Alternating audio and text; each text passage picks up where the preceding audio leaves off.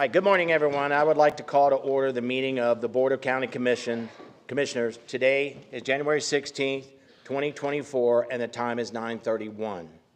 I would like to call Nick Yentum from Rise Christian Church to the podium for the invocation.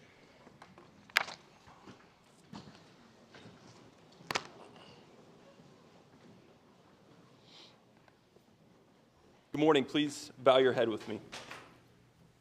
Father, thank you for the privilege of this gathering and the opportunity to live in a place that provides an open forum for government. Thank you for these men, Commissioners Ruane, Pendergrass, Sandelli, Hammond, Greenwell, and the teams that have willingly taken the mantle in serving this county and its citizens. Please grant them your wisdom to navigate the challenges of our community as we collectively work to better this place that we all get to call home. Father, we invite you into this room today to lead, guiding us through the items at hand. May your Spirit lead us to a place of unity on issues that may bring tension and differing points of view. Help us to be quick to listen and slow to speak. And when we do speak, may our words be rooted in truth, seasoned with grace, and offered in love. Open eyes to see the true needs of our community and offer the resolve to address these needs with boldness and courage. Grant a heart of wisdom in stewarding the resources given and established, the fiscal, the natural, and the human, and offer confidence in what is good and right, even if it's hard. May your will be done here in Lee County as it is in heaven. We pray this all in Jesus' name. Amen. Amen. Thank you. Could we please remain standing for the Pledge of Allegiance? I pledge allegiance To the flag of the United States of America and to the republic for which it stands, one nation, under God, indivisible, with liberty and justice for all. All right, you may be seated.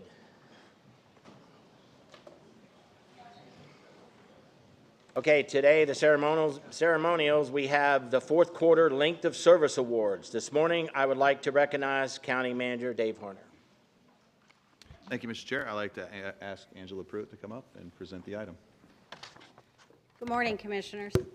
I'm Angela Pruitt from Human Resources, and I'm going to be accompanied by Victoria Abus and our County Manager, Mr. Harner. We are here this morning to present the Length of Service Awards to all eligible employees for the fourth quarter of 2023. These awards represent collectively 1,155 years of service to Lee County government. For those employees present, as I call your name, please step forward to receive your coin from the County Manager and greet the Commissioners, Deputy County Manager, Assistant County Manager. Please remain off to the side in order to take a group photo at the end of the presentation. As I start calling each group by years of service, I ask for everyone in that group to congregate in the back. So let's start with 5 years of service. First up, Nicholas Adorno.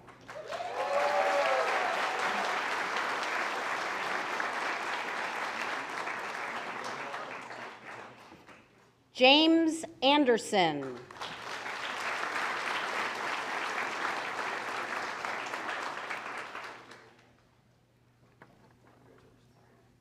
Joshua Baker.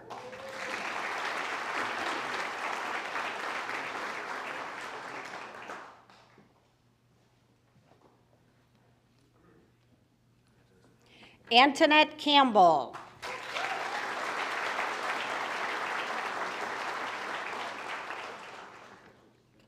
And our very own Robert Cody.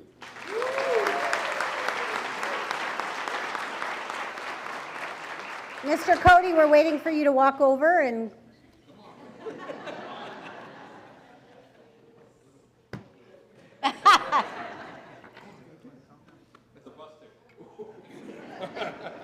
Timothy Gard.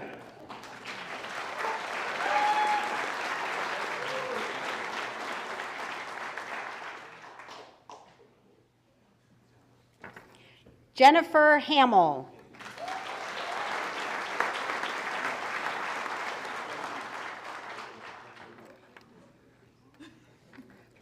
Robert Heising.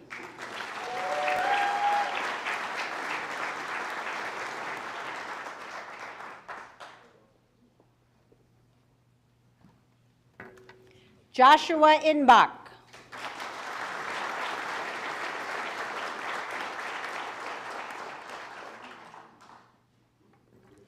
Matt Kinninger.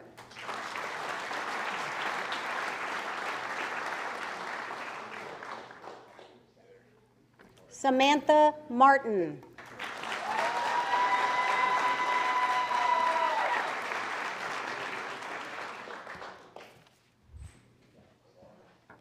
Emma Morris.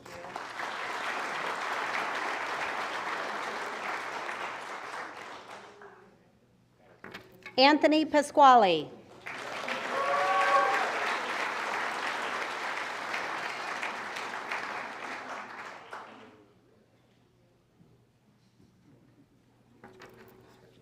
Amanda Peterson.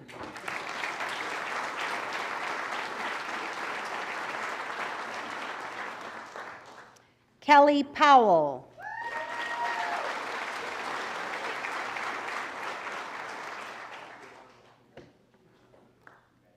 Danny Rodriguez.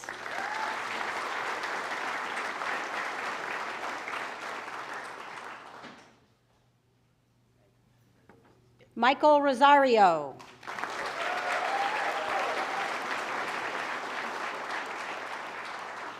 James Schultz.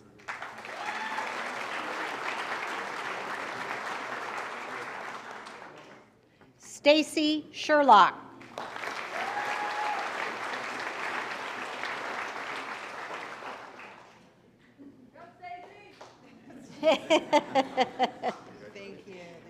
Bradley Sissons.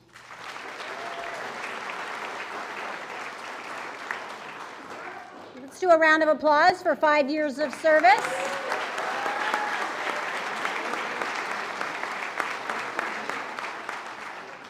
And while we take a quick photo of that group with 10 years of service, please line up in the back of the room.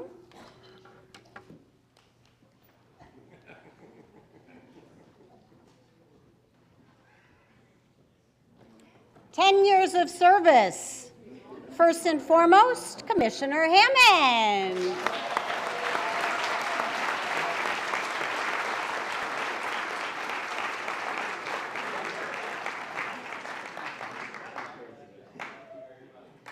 Eva Ball.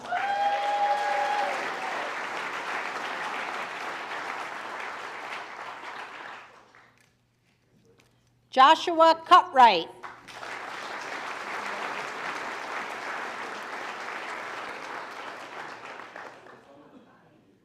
Brenda Dowie.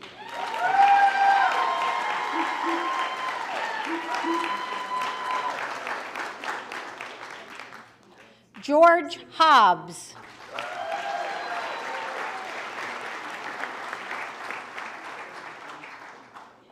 Pablo Pagan Corchado.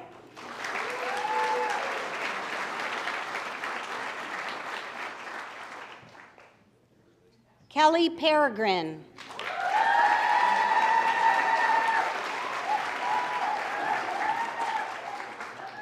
Yvette Perez.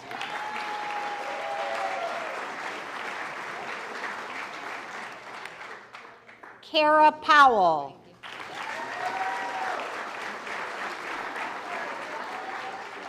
And last but certainly not least, your county attorney, Richard Wesch.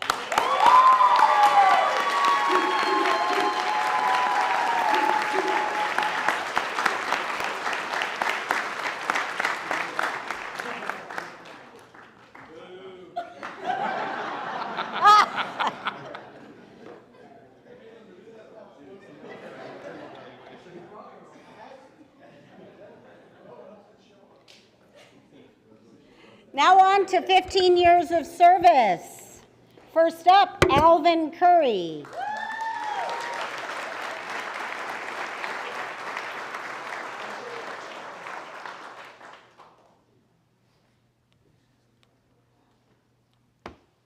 Michael Frazzetto.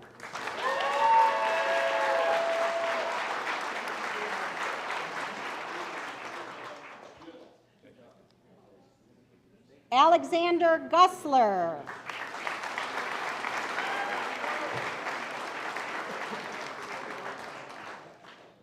And a special shout out, Roxy Herrera.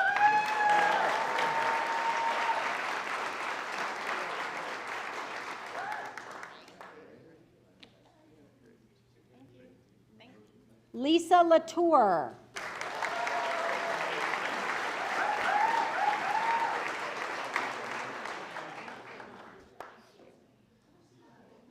Next up, Anthony's mom, Eleanor Pasquale.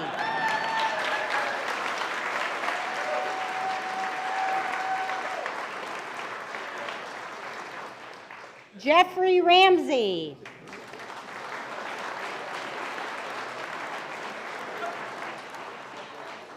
Jennifer Reynoso.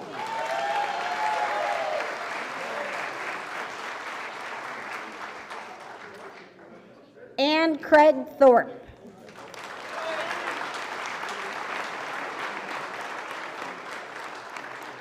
Next up, for 20 years of service, Victoria Clear.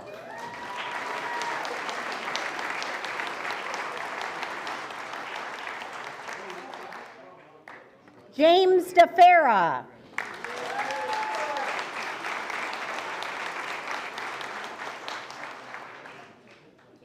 Terry Haskins.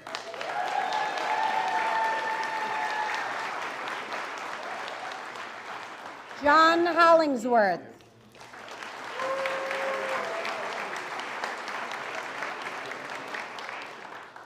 Jason LeMay.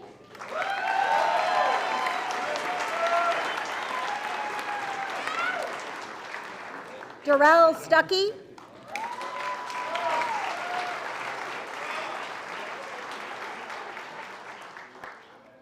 Raymond Thomas.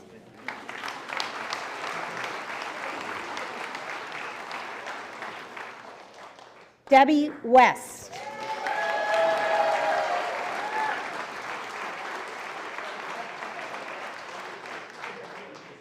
Now celebrating 25 years of service, first up, Pam Brown.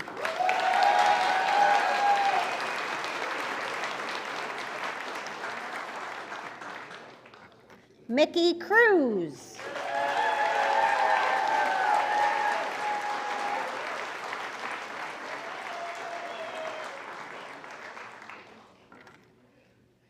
Heather Gilham.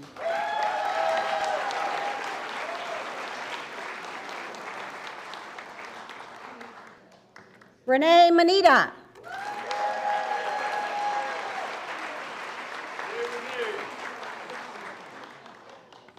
And now with 30 years of service, Ludi Adorno.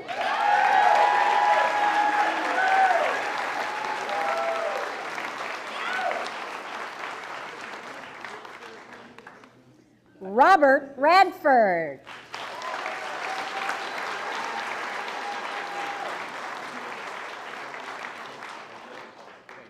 And Chris Williams.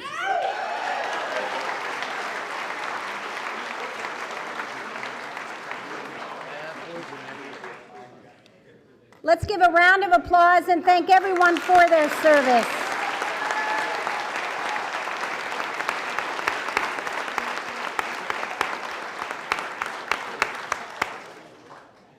Now we just have to regroup for a photo opportunity.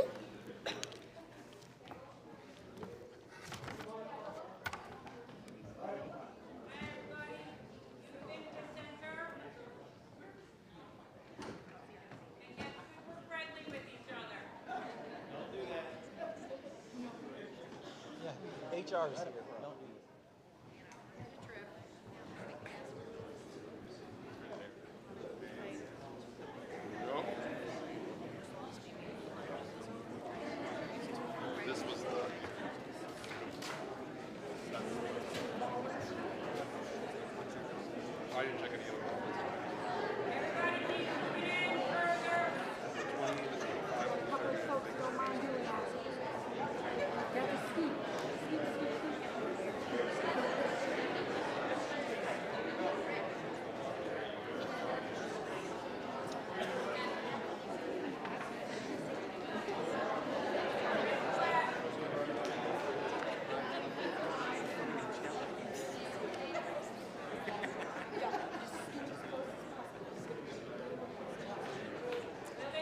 Sometimes you have to keep your comments to yourself, too.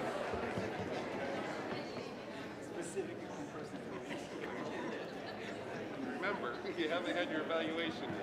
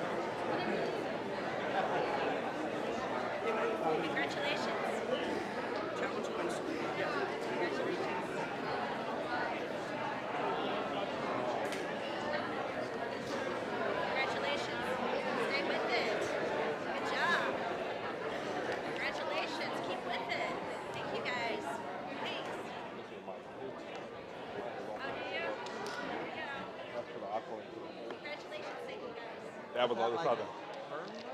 Yeah, yeah, caught on fire. Glad y'all were okay and weren't home, you know. This is a car was driving by my house, and part of the tree that went across the street hit their car. All right, everyone, that concludes the presentation for this morning. We're going to pause for a few minutes and let everybody get out before we continue the meeting. Just flew. Neighbors, one guy was in the garage, so his stuff went over.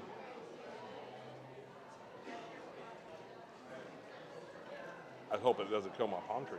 It's just like one of those big 40-foot royals. It cost me $10,000 to get that cut down a bit. Oh, my CenturyLink box, it blew it out of the wall. Empty quick.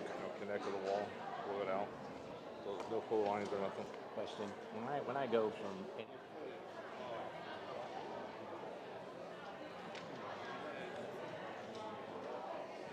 Howdy, Mr. Clerk. How you doing? Pretty good. Sad about the Dolphins. That was not the highlight of. But the Bucks, and my son is 7 and he loves the Bucks. So yeah. Oh. The what? Oh, well. Damage bad or this electrical stuff?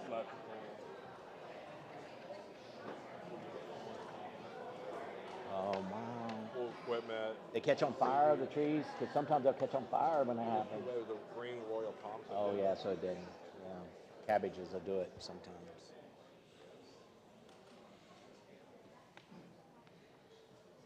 All right. Okay, everyone, let's resume the meeting. At this time, we will take up the recap. There are no items to defer and no items for revisions. So we move to the consent agenda. Moving to the consent agenda, Commissioner Pendergrass, do you have any items to pull for discussion? None. No items. Commissioner Sandelli, do you have any items? No. Commissioner Rain, do you have any items? None. I have none. Commissioner Hammonds, do you have any? Yeah, just item 39. Item 39. 39. Okay. It'll be award the contract for roadway improvements to Bonita Beach Road. Okay.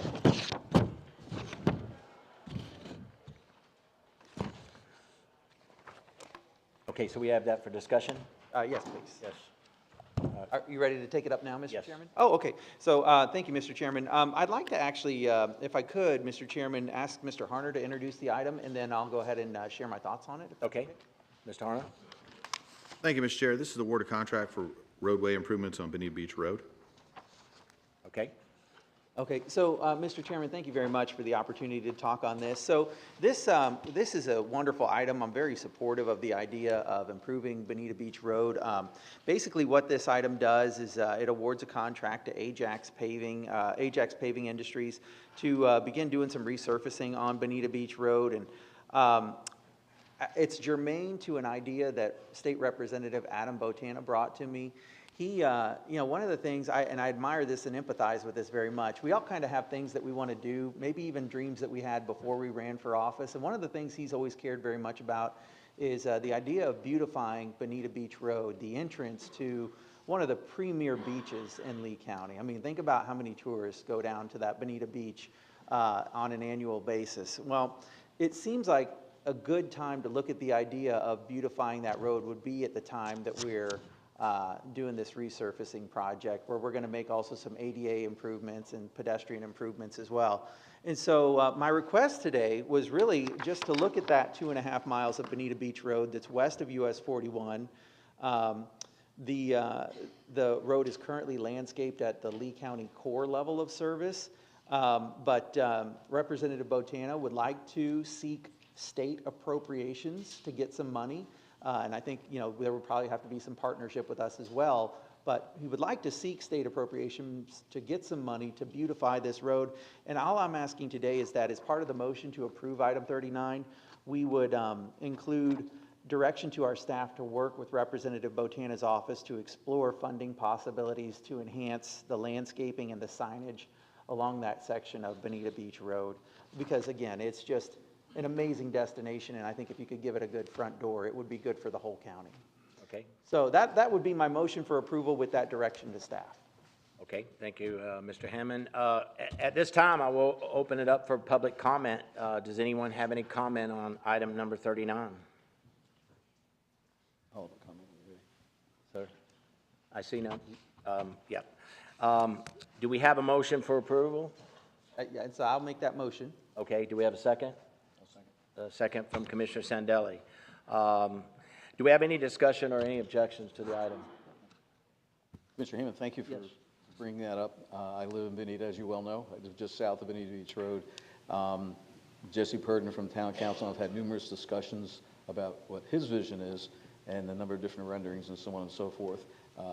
Representative Botana called me as well, as is my district and stuff like that.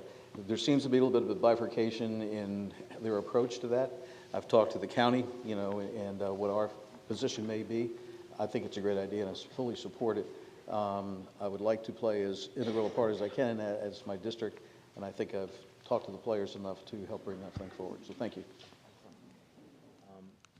I have a comment. Thank you for bringing this up, Commissioner Hammond. As we all see throughout Lee County, I've been saying this for years, I'd like to see the beautification throughout the county, not just certain roads, and that's for visitors, but also for our full-time residents. But I would also, we've had this conversation before, but what if the state doesn't come, my concern is if the state doesn't come up with the appropriations, do we continue with the project as it is? And also for long-term, I don't know if the motion maker would want to make that part of the motion that Commissioner Sandelli, being the district commissioner or the district commissioner for that area, would be the one that would work with the city of Bonita Springs. I know in the past when I questioned the road with staff about beautification, it always usually, your office usually took care of it with the city of Bonita Springs. So I'd like to see that communication continue with the district commissioner.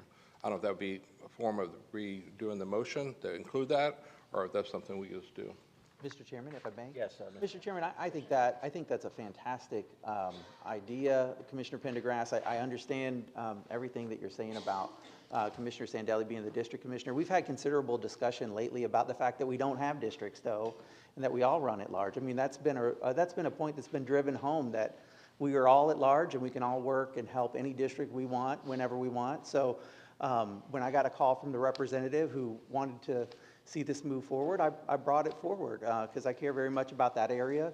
I have to run for election in that area just like you guys do, because you brought that point home really hard over the last several months. So I'm happy for whoever to be able to work with staff. I don't like the idea of appointing specific liaisons anymore, though. I think we've seen that not work out well. So I'm cool with all of us. If we just give direction to our staff and then want to work with our staff like we always do, that's fine with me.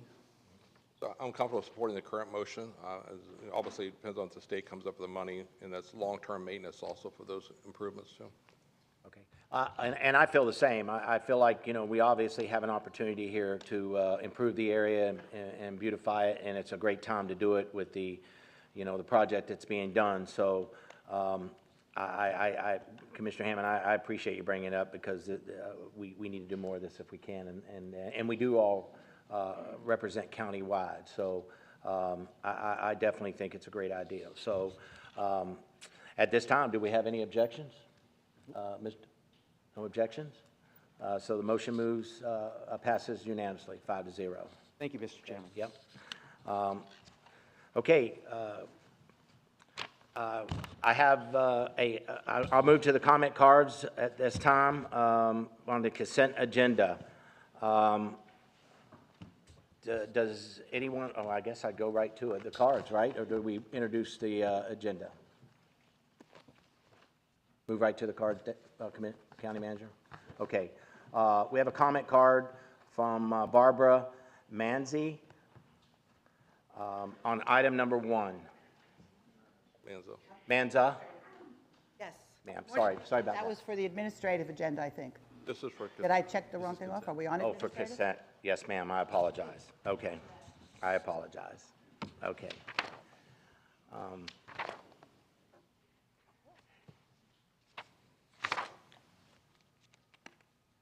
I've kind of lost my way here. Chairman, if I could make a motion to approve the balance of the agenda items? Okay. I'll We have a second motion it. to approve the, Motion second? you have one on the consent agenda? You have 7, I see, or 6. Public comment after the consent. Yeah. All right, well, we have a motion to approve the consent agenda. Do we have a second? Second. A second from Commissioner Rain. Okay, at this time, I'll open up for public comment. Marcia Ellis, would you like to come up with public comment? Thank you. Good morning, Commissioners. Happy 2024. So I am commenting on items 7, 12, 13, 19, 20, and 44. And so I'll start with number 7. That item is, I'm concerned regarding the conveyance and resale of properties. And I would like that the language for this amendment or ordinance, whatever action is coming forward, to include the strike-through of any previous ordinance, so that in weighing the item, that we can see what the existing language was and then how that language changed. So that is important, and I would like to request strike-throughs on any other ordinances or administrative code changes or resolutions that come forward that have previous language, that be included.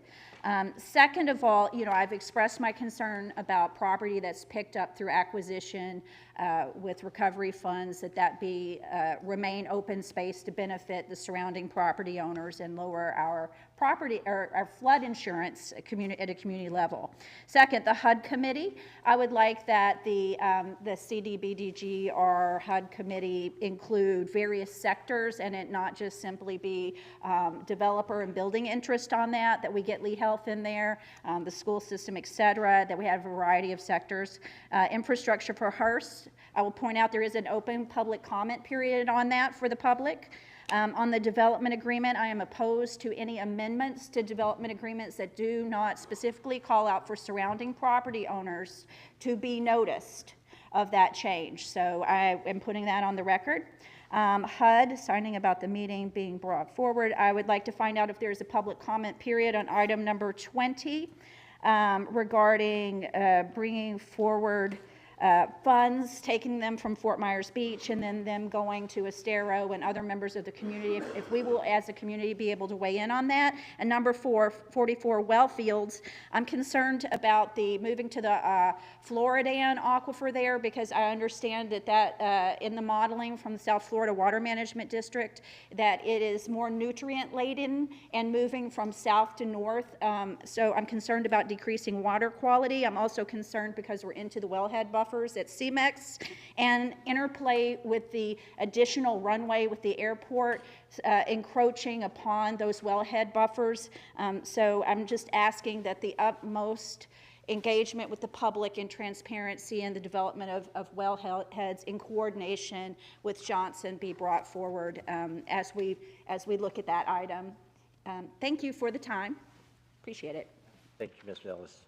Okay, I have one more on the consent agenda. Nancy Leakerling, item number 15.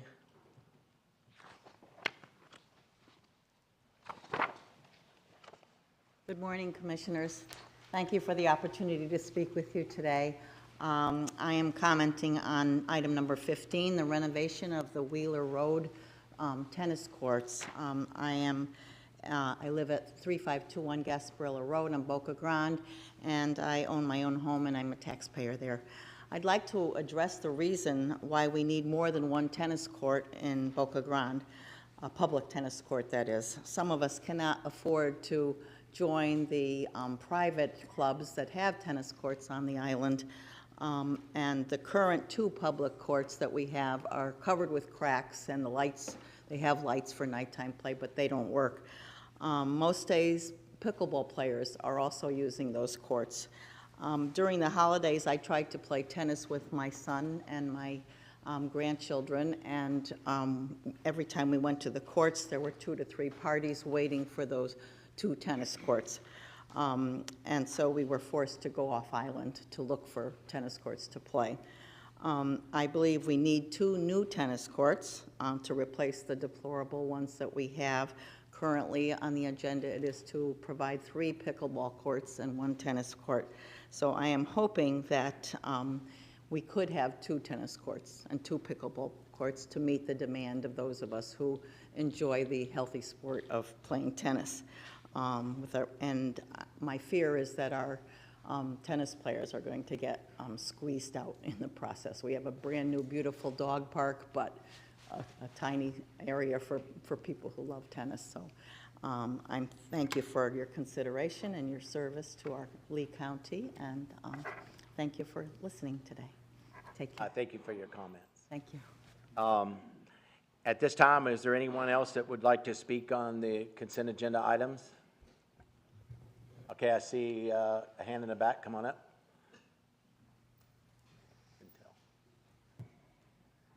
Good morning.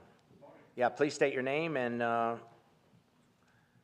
proceed with your comments.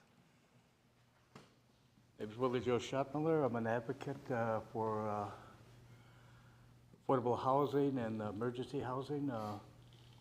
Item 13, the resurfacing to make the Hertz Arena hurricane-proof more so, and that. We need shelter every day and places for people to go. I'm well for that the Hertz Arena, again, that I stayed there years ago, helped out. That's my introduction to the needs of a lot of homeless all over Lee County, and other places in this world. So working together, we can do something. So getting the money set up as a continuum of care of affordable lodging, like a hostel setting or something. It's ran as a business. The money goes into housing affordable, the builders that are building. They're building some all over. I talked to Danny here, North Fort Myers. But you need emergency places until these places are built. So let's all work together. I thank you for your time. Thank you for your comments. Anyone else wish to speak on the consent agenda? Okay, seeing none, I will close public comment. I have a motion from Commissioner Pendergrass. I have a second from Commissioner Rain. Do we have any more discussion for the board? Seeing none, do I have any objections? No objections. Consent agenda passes 5-0. Okay, moving on.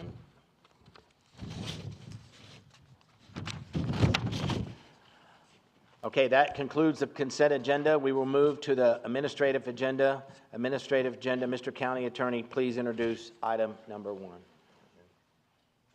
Thank you, Mr. Chair. Number 1 is to approve Conservation 2020 purchase agreement for Bokeelia parcel, and I'd like to ask Mr. Clemens to present the item. Thank you, Mr. County Manager. Good morning, Commissioners. Robert Clemens, County Lands. Item number 1 is to approve the a 20-acre purchase on Bokeelia. I think this item is item number 2. I'll go ahead with this one if that would be. Oh, so the slide is incorrect. I see. There we are. Thank you. This is a 20-acre tract of land that's on Pine Island. It's adjacent to a private preserve. Staff recommends purchasing this property, and Class Act recommended approving this property by unanimous vote. The purchase price is $1 million. There's restoration work that'll have to be done on this site, and that will be accomplished by the current property owner as a condition of the purchase. And the purchase price is at the lower of the two appraisals, which is at $1 million. Commissioners, do we have any questions for staff at this time? Okay, seeing none, I move to public comment. I do have two public comment cards. Number one will be Kayla Gementher. If I pronounced your name wrong, I apologize. That's item number one. Mine was on the public hearing. Oh, yeah, see, I didn't see the checks. Okay, administrative item number one, Barbara Manza. There we go. Got you up here finally.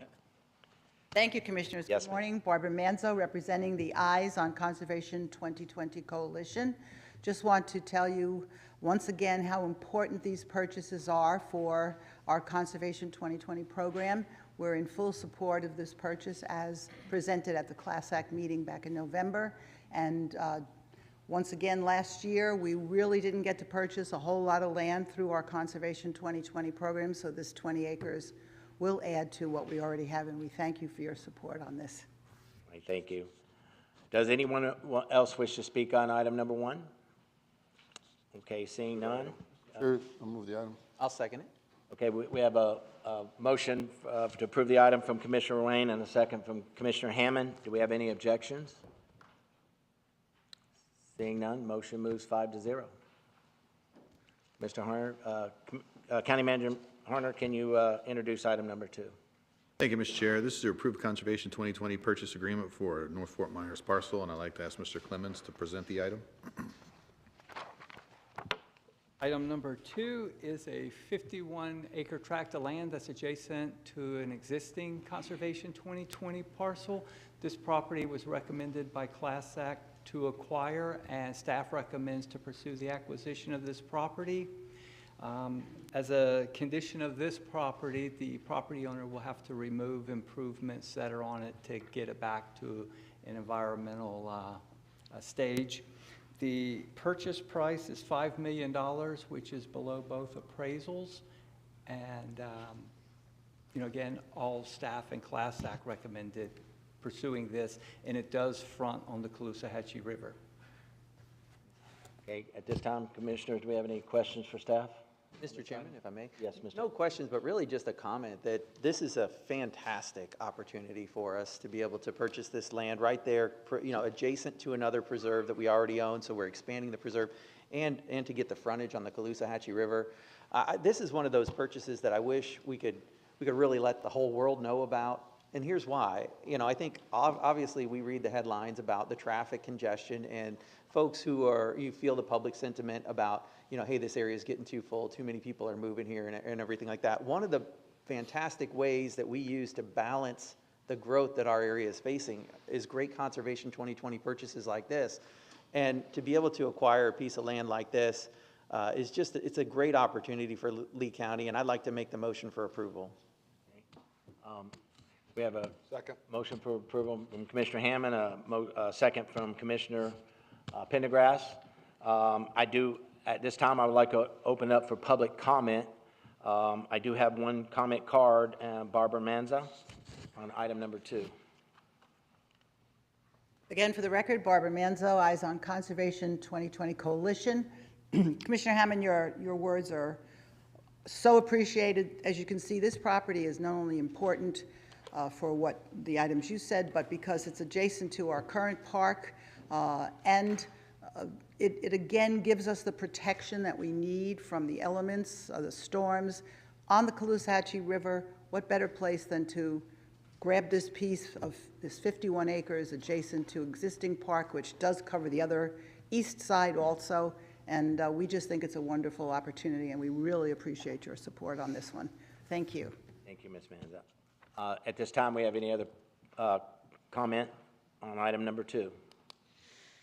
Okay, seeing none, I'd like, yeah, If I could, as echo off of Commissioner Hammond's comments, this is maybe an opportunity we could actually ask staff to make sure we push this to the local media, because these purchases are important, like you said, with the water frontage, with least less nitrogen going into the water. There's no septic's going to be in this property ever going into the Caloosahatchee. It's this great environmental expansion of that current preserve. So hopefully our staff can get that out. Again, I know we're limited what people will see, where the media will take it, but hopefully we can try to get that message out there. It's just not all about traffic and about people coming here. Also, we're doing this every day here in Lee County, trying to preserve our green spaces. So thank you. Mr. Pendergrass, great point. Commissioner Sandelli. One other point, I think we go through the due diligence process to make sure that we're paying the appropriate price. But as you stated, Commissioner, the fact that it's adjacent, there's some efficiencies in how we maintain those 2020 parks, and that is equally important. Capital expense is one thing, maintenance is another. It fits. Thank you. Good point. Any other comments? Okay. I have a motion to approve item number 2 from Commissioner Hammond. I have a second from Commissioner Pendergrass. Any objections? Seeing none. Item number 2 passes 5-0. Mr. Horner, please introduce item number 3. Thank you, Mr. Chair. This is approve a license agreement for parking and staging of equipment in Alva. And I'd like to ask Mr. Clemens to present that item. Morning, Commissioners. This item is a license agreement to utilize the property for parking and staging purposes as part of the Ag Expo. It's across from the Civic Center. The license agreement is free of charge, and the county can utilize it during that time period of this expo. Okay. At this time, does staff have any, or commissioners have any questions for staff? May I ask one, Mr. Yes, Commissioner Hammond. Just a question, Mr. Chairman. We received some emails about Old Rodeo Drive, and I wanted to ask, do we have a contingency in place? I understand it's a privately maintained road. Do we have a contingency in place if, in case there were any damage to the road or any wear and tear above and beyond on that road? As a term of the license, we're to replace the property in a similar condition that it was in the after as prior. But specifically for the roadway as well as The lease is written for the property. The road itself has a right, the subject property has a right to utilize that road. So I would think that would take on the same terms and conditions. Okay. Mr. Chairman, could we verify that with our county attorney as well? He's, that sounds like a legal thing. Yes, absolutely, Commissioner Hammond. It's a private road if by the county using this piece of property with a lot of extra traffic that isn't typically on it, would we create some sort of contingency to make sure that the road's put back the way it was before we used it? Mr. Chairman? Yeah, you're recognized, Mr. County Attorney. Under the terms of the lease agreement, as Mr. Clemens stated, we have an obligation to restore the property to pre-use condition.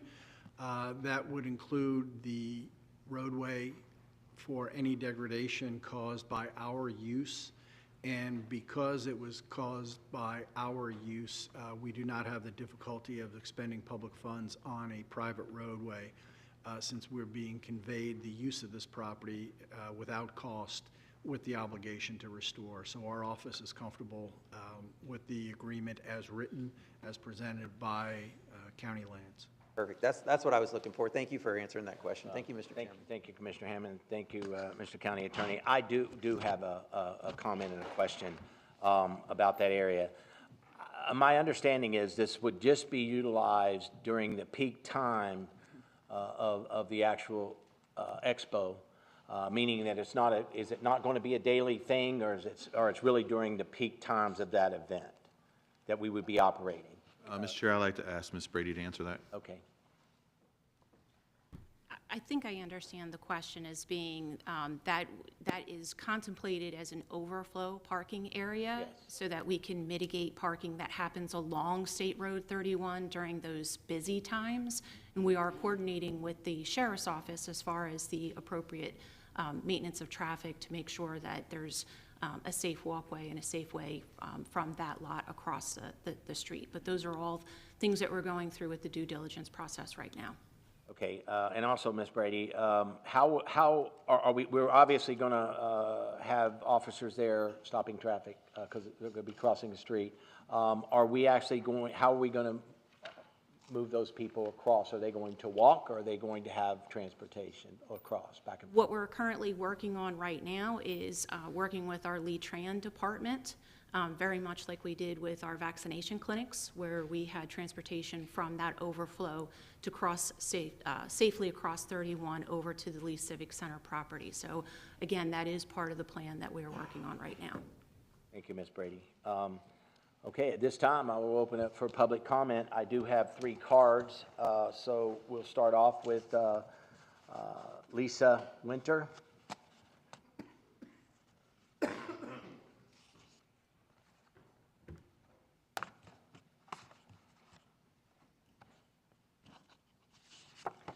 Morning, Ms. Winter. Morning. I am the owner, my husband and I, of Old Rodeo Drive, and obviously this is a concern for us. As it is a private residence, we do pay taxes on it. This piece of property's actual address is State Road 31. It's not Old Rodeo Drive. They're not landlocked. It is going to cause a great impact to all the residents down that road. It already does. The fair already causes impact down that road. The liability we have, you know what the road's like. You live down the road. 31's horrible. You're going to cross pedestrians across that road. Dump trucks go down that road 15 per minute. Like, it's ridiculous. Never mind, I would like to know exactly what we plan on putting on this property. Are you going to bring semis in and let them sit there? Is it going to be people coming in and out every day? I have a lot of concerns. You know, it's ag property. You're going to put big semis and trailers? Are people going to reside there? Do you have your people that are running the equipment living on there? We just need a lot more answers. This is a private resident road. I pay the taxes on it. That road's address is State Road 31. Why can't we make an access to that property? Thank you for your comments, Ms. Winter. I'll call the second card, Todd DiLoretto.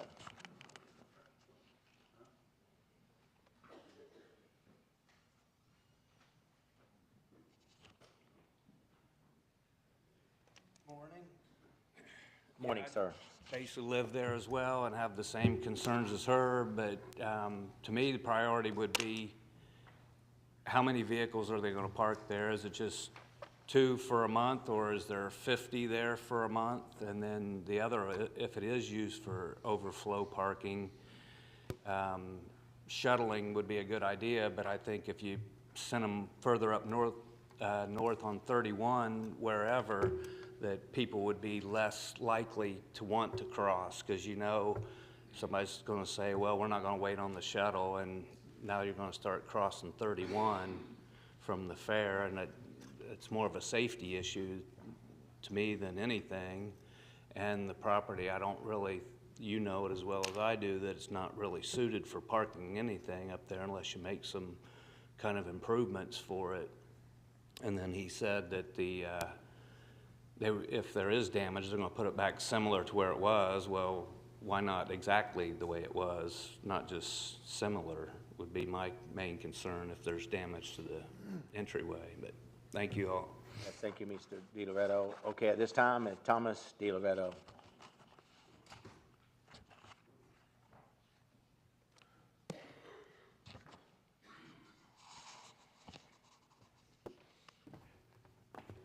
Good morning.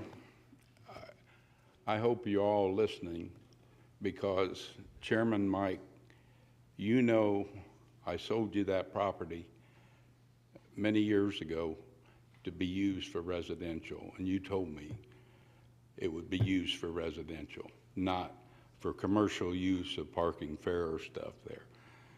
And to go back, the road was put in 28 years ago by your brother, and I shared the expense of it.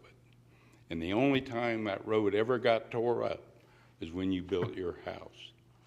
And we put out another $10,000 to maintain the road. The county has no right to that road. It's private. They've never did anything to maintain it. You've collected taxes on it. Lisa carries the insurance on it. You don't have any right to a private road. And you know the story more than I do, Mike. You've been there a long time. So void this out. They're not to use that land or make a road on 31 to come in. But let's don't use it as a commercial property. I sold it because it was going to be used for residential. And then it was flipped. Now we're back to trying to do something with a property that we had deed restrictions until we removed them. So you need to look at this seriously, because I'm going to put a sign up at the end of the road. It is private. You're not to enter. You don't have any right to it. So leave it alone. That's all I got to say. Thank you, Mr. DiLoretto. Okay, at this time, any other public comment on item number 3? Yes, Ms. Ellis. Thank you very much. I'm also speaking on the parking lot item coming next, but with all due respect, I feel like when conflicts of interest come up like this with former properties, interest, et cetera, family connections, that there's a process that is available and through the Commission on Ethics, and that is to seek opine from the Commission on Ethics. And then they help us navigate these systems so that we don't get into trouble and that the perception in the public stays positive. And I know that's important. Excuse me, a point of order. This item, that's not part of the subject item on the agenda that we're speaking on now, item number 3. So you speak on, sorry, Chairman, but you speak on the item before, not on history lesson. I'm just following up to the concern of the public member who spoke forward before I gave this comment, that's all. And in regard to the sensitivity of Comments, Ms. Ellis, aren't directed towards the issue. Your comments are towards conflict of interest. And that is not the issue here. I have no conflict of Well, it seems to me as if it was the issue for the previous gentleman, but I'm going to move on. Instead, I'm going to redirect, and I'm going to say that the local conditions, which are well reported by the nearby property owners and well known to yourself, raised some concerns about the suitability of this property for parking. And it's a bit unclear if Phil will have to be brought into this area. I can see it's directly in front of the river, so there are concerns about how whatever happens here could impact this property's ability to filter and protect water quality, seeing as how it's on the Caloosahatchee. There's also a little bit of concern that a narrative could be taking hold here, which is this property is now being used for parking that could then be sort of, I think the word is the camel's nose under the tent, that could lead to other developments impacting the people who are legitimately concerned on old Rodeo Road. So just with all due respect, I'm bringing these issues forward so that we can weigh a little bit better and just preemptively to try to nip in the bud any future narrative that could lead to further development of this property as things change and evolve at the Civic Center. So thank you for the time to bring this forward. Ms. Ellis. Any other, would anyone else like to speak on item number 3? Okay, seeing none, we'll close public comment. At this time, commissioners, would you like to discuss the item? Anyone have a comment to discussion? I actually do, if no one else does. I don't know if this is the proper time to do this, but I think I understand the concerns, and I obviously live right there. I obviously built the road. So I think at this time, I would like to offer up, if it makes sense. I understand that this may not be the best scenario. What we're trying to do is to make sure that in the past, we've allowed people walking down State Road 31 and Bayshore Road to come to the fair, and it's very, very dangerous. So we're just trying as a board and a county commissioners, as well as staff, is to try to figure out a better way to do this without, endangering the public, because there is an overflow problem there during that time. At this time, I will offer my property up as a parking with no benefit to me. But as you well know, if that happens, people are going to accuse me of benefiting from it. I will offer that up. I would also offer up, I do believe there is another scenario with one of the neighbors that might make a little sense. Mr. DiLoretto made a comment about people wanting to walk across the road. I do believe that could be an issue. I do believe we can move it down the road. So I think there's another properties down the road that we can move this that really doesn't affect this particular road and directly across from it. So, Mr. Harner, you're recognized. Yeah, Mr. Chair, we can defer this item and come back with additional information specifically on the property you're discussing or any other properties that are available. We can bring that back at the next board meeting. Yes. Okay. Any other comments from staff or commissioners? If I may just ask some Yes, questions absolutely. too, because first of all, let me just say, I think that's a really noble thing to do, to offer that up. You're trying to solve a problem here, and I think that's what, I don't want that to get lost here. That's what we're just trying to help make this the best experience for people who are going to go to the Ag Expo. I mean, we know from experience in the past, the parking lot gets really full.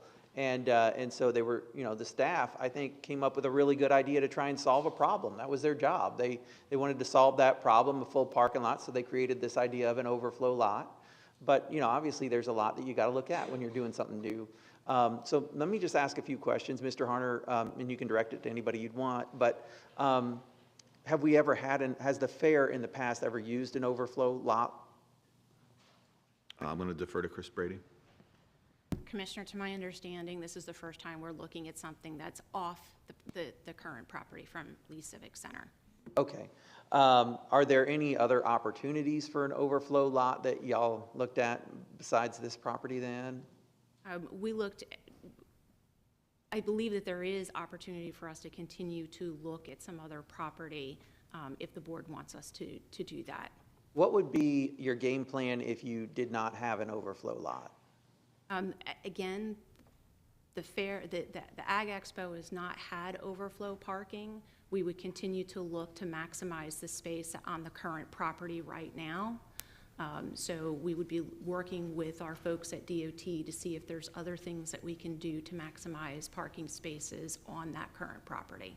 Okay, so thank you. That concludes my questions. Just one comment before I close and toss it back to the board is I can go with the will of the board, whatever y'all are most interested in.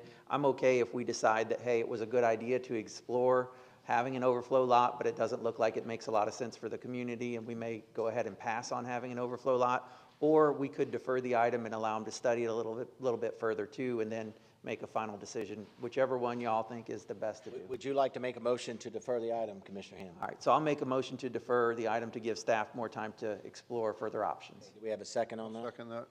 We have a second from Commissioner Romaine. Do we have any objections? I have a question. Question, Commissioner Pendergrass. Chris or Dave, are they using the current parking lot on the west of the Civic Center that goes out to Old Bay Shore Road? That part, there's a separate fenced area there. Is that being utilized already for parking too? We use every possible inch of. So all that property, it does fill up though, yeah? Yes, sir. Okay, thank you. I'm going to support the motion as this. I think that I appreciate staff doing this because I think there is a need for overflow because once we identify there's a safety issue and we don't react to that, I think it's a liability issue now. If this event occurs and we don't add the extra parking and somebody does park on the roadway on 31 in the middle of the night and there's an injury, I think that we have to do due diligence to find the overflow parking to give the opportunity to people. Otherwise, I'm sure Richard probably has some comments about that, is because we now identified there's a need and we should provide safe parking for people. So we're liable for that. Mr. County Attorney, you're recognized. Thank you, sir.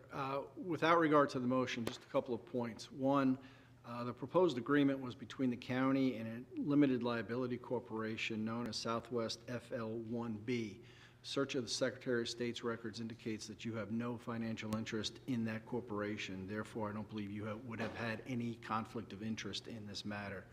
More importantly, going forward, while the county certainly appreciates your offer of your land, if we were to utilize that with a condition to restore, that would create a conflict of interest for you for doing business with your own agency. So I just want to get on the record that that option, while nice and gratuitous on your part, was not available to the county because of ethics concerns under Chapter 112. Thank you, Mr. County Attorney. And I'll make one last statement. That is, I do believe there's other options. I think we can find other options that may be suitable. But I do want everyone out there to realize that it was done in a way of just trying to solve a problem that seemed to create another problem.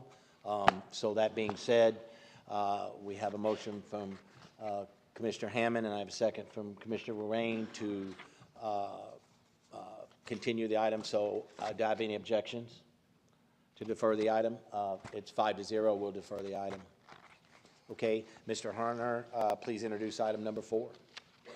Thank you, Mr. Chair. This is to approve fund balance adjustments and budget carryovers for FY 23-24, and I'd like to ask Mr. Winton to present the item. Commissioners, this item formalizes the year-end close for fiscal year 22-23, and then carries over budget that bridges fiscal years between fiscal year 22-23 and the year we're in, fiscal year 23-24. What we do here is all of the budgeted items, all of the budgets in your accounts for fiscal year 22-23 are replaced with actual results. I'm pleased to report that the reserves are in good shape, even after Hurricane Ian obligations. And as far as carryovers, most of the carryovers relate to major maintenance items and capital projects where we have obligations from previous years, but we have not completed the projects yet. And I'm available for any questions. At this time, Commissioner Lorraine. Pete, thanks very much for your comments. I don't want it to be overlooked. Obviously, commend all you gentlemen, Pete, your staff, Kevin, for all the hard work you all do. I mean, we're making an adjustment here of $45 million. I don't want it to be overlooked. Again, it's underspending in a variety of different areas. It wasn't long ago we were talking about not potentially having general fund reserves of the 85 million. It ends up being at 102. So I just want for the record, for the citizens to understand, this is a result of underspending money. This is a result of our actions we take, and I don't think that just making a quick approval of an item without saying something on the record wouldn't be appropriate and just for this. Thank you, Commissioner Wayne. Any other comments from Commissioner at this time? Support those comments. Move the item. Second. Okay. I have a motion to move the item from Commissioner Lorraine and a second from Commissioner Hammond. At this time, I will open up for public comment. Does anyone wish to speak on item number 4? Okay, seeing none.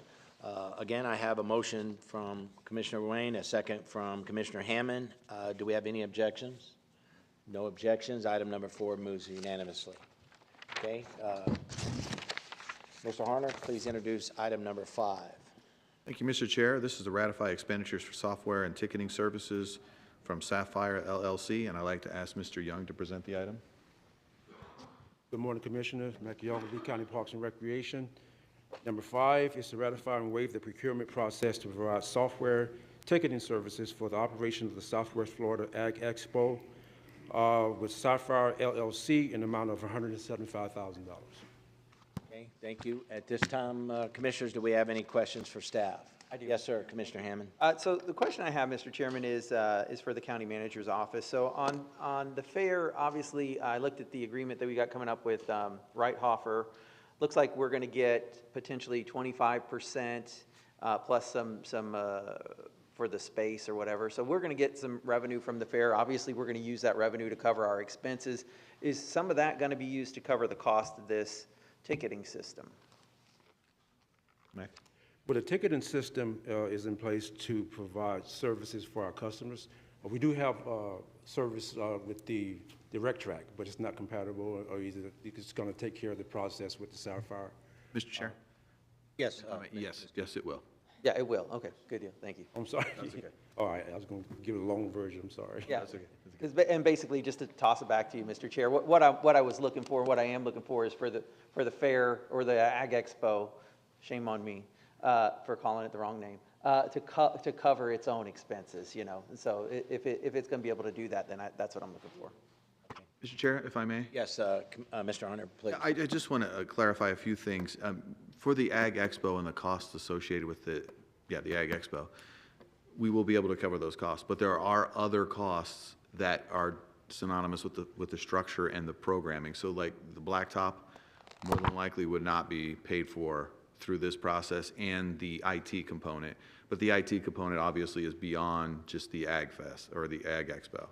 So over time, we believe we will be able to get a return on investment on this, but not to cover it in 1 year through the Ag Expo itself. I just wanted to clarify those pieces. Yeah, may I clarify, is this the IT component, or is that something different? Okay, yeah, it makes sense if it's blacktop, or if it's something that's going to be continued to be used year-round for more events than just the fair, that you would amortize those costs over all the events and just the normal use of the, I'm just looking for the things that specifically go with the Ag Expo to, be covered by that. Thank you for that clarification. Thank you, Mr. Chairman, for the opportunity. Yes, Commissioner Hammond. Any other comments for staff? Okay, at this time, open up the public comment on item number 5. Okay, seeing none, we have a motion to approve item number 5. I'll move approval. Approval from Commissioner Hammond, a second from Commissioner Pendergrass. Any objections on item number 5? No objection. Item number 5 moves 5-0. Approved, 5-0. Mr. Hunter, introduce item number 6, please. Thank you, Mr. Chair. This is approved agreement for rides, games, and food concessions with Reithofer Shows, Inc., and I'd like to ask Mr. Young to present the item.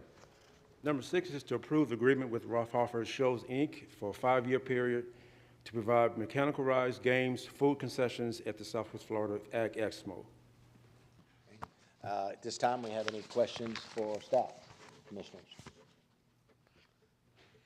Okay, I can't help myself. That's okay, Commissioner Hammond, please. Chairman, yeah, I mean, this is kind of like my deal. I love budgets. I know Commissioner Ruane does as well. And so one of the things I would have liked to have seen as part of this item were some financial projections. So we laid out the terms, and I think that's great. I think we're getting a fair share and a fair split. So, I'm going to support the deal, but I would have loved to have seen like a hypothetical scenario based on maybe previous financials of the fair to see where are we going to end up money-wise. That would help me out. Do you have any of those numbers that you could share with us today?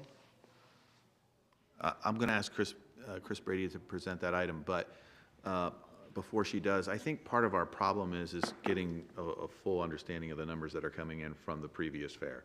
So some of those numbers I don't believe we were completely privy to. I think we were concerned about putting a number down without that knowledge, and this being our first event, or first time taking this event on. But I'll turn it over to Mrs. Brady.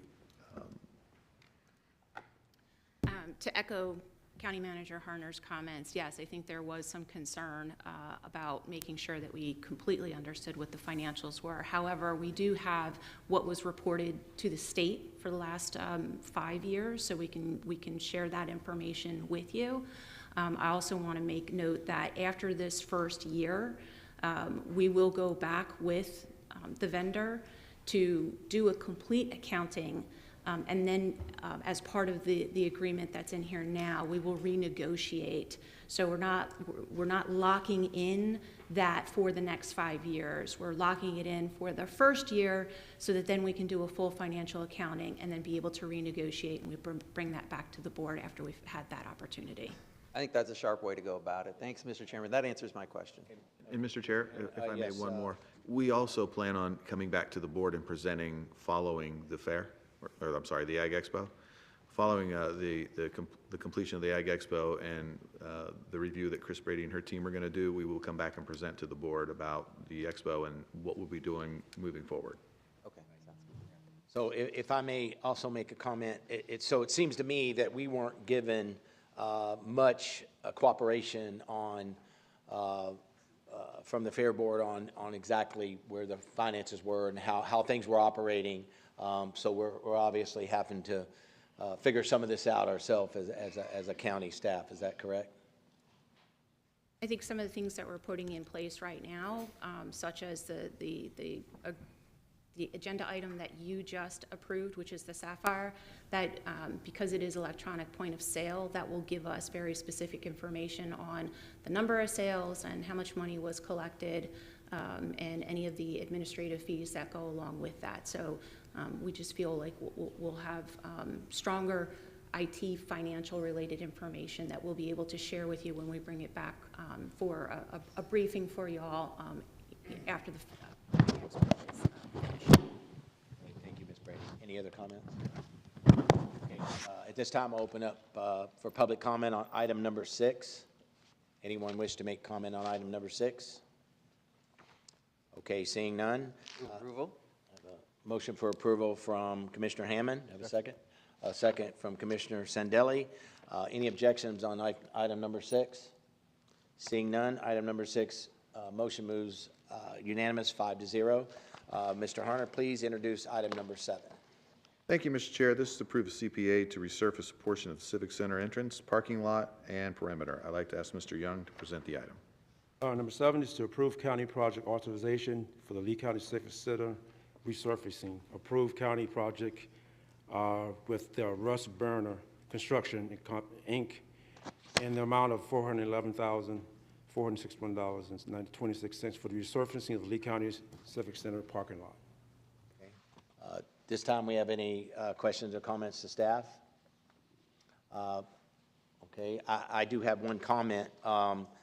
It obviously has deteriorated tremendously over the years and wasn't getting much upkeep. So it's pretty obvious of the need of what the county's doing here. So I just wanted to thank you all for that. It's obviously needed. Okay, at this time, have any public comment for item number 7? Item number 6, excuse me. Marcia Ellis. This is number 7. I'm sorry, number 7. That's fine. Thank you. I appreciate the opportunity to talk about parking lots. They're one of my areas of interest, quite honestly, and I gave extensive comments about concerns for parking lots at the Civic Center and fair outreach in the community, asking that we really think about the use of permeable solutions, whether that be grassed areas with the 3D grid or work with Titan or other providers that make permeable solutions, and use this opportunity to showcase some stormwater solutions other than these hideous asphalt parking lots in proximity to our beloved Caloosahatchee.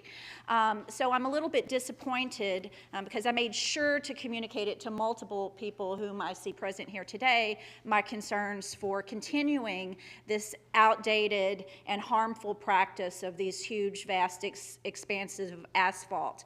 And I would also, just from a scientific perspective, really like to know what the deterioration rate of these parking lots is, being left open with nobody there most of the year compared to parking lots that actually have cars on them. So I would like there to at least be considered some other solutions.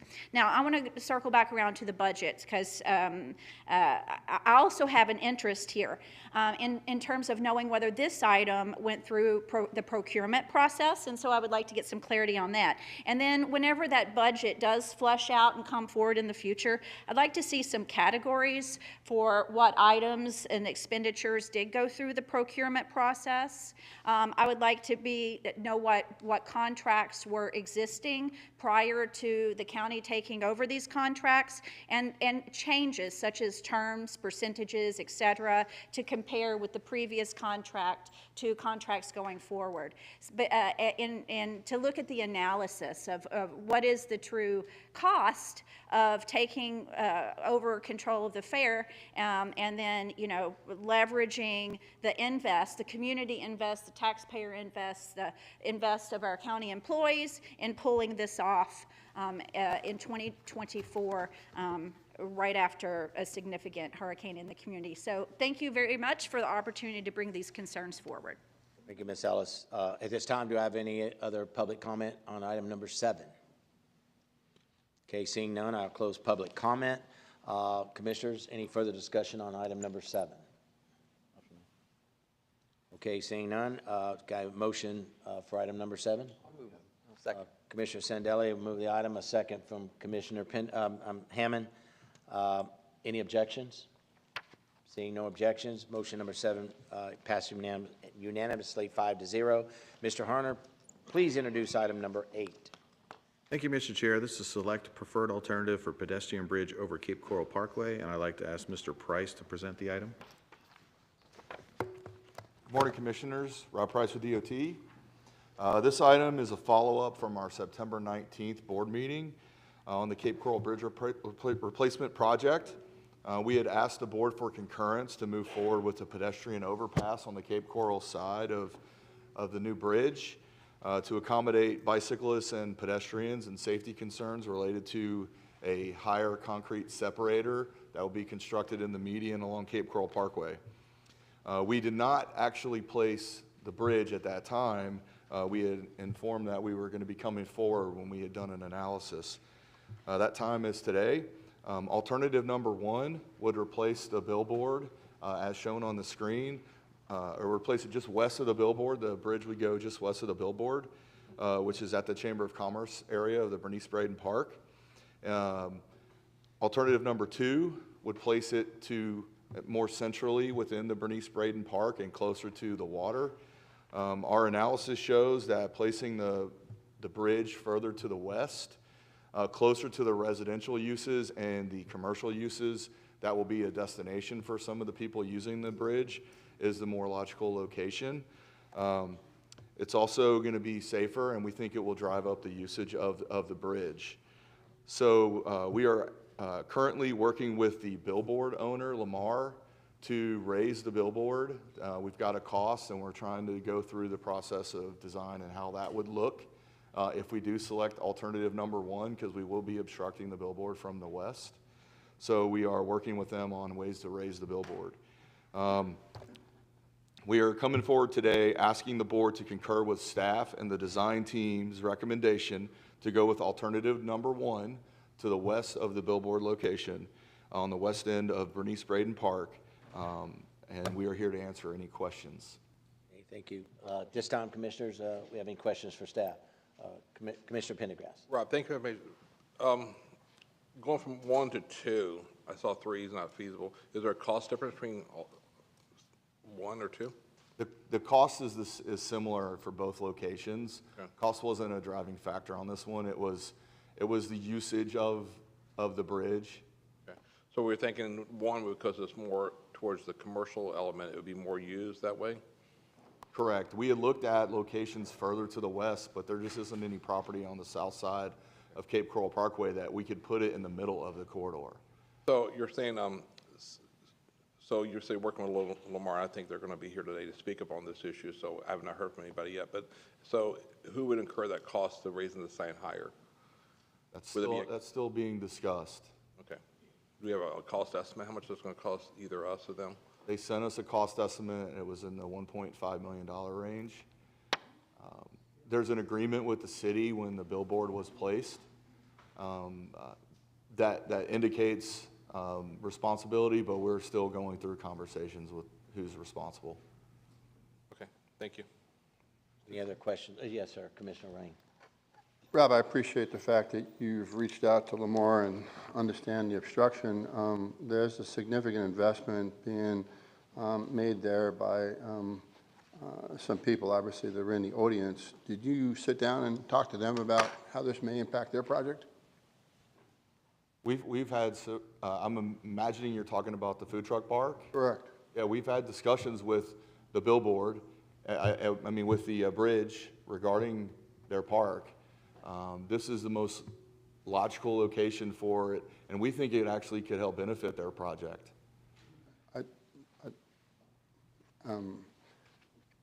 So they're in concurrence with what you're saying? I don't know that they're in concurrence. I mean, we have discussed it with them. So the items that are still open, or there may be $1.5 million cost that we may potentially be subject to if Lamar obviously doesn't come our way of thinking. That's a potential. Is that a fair question? Potential. Okay.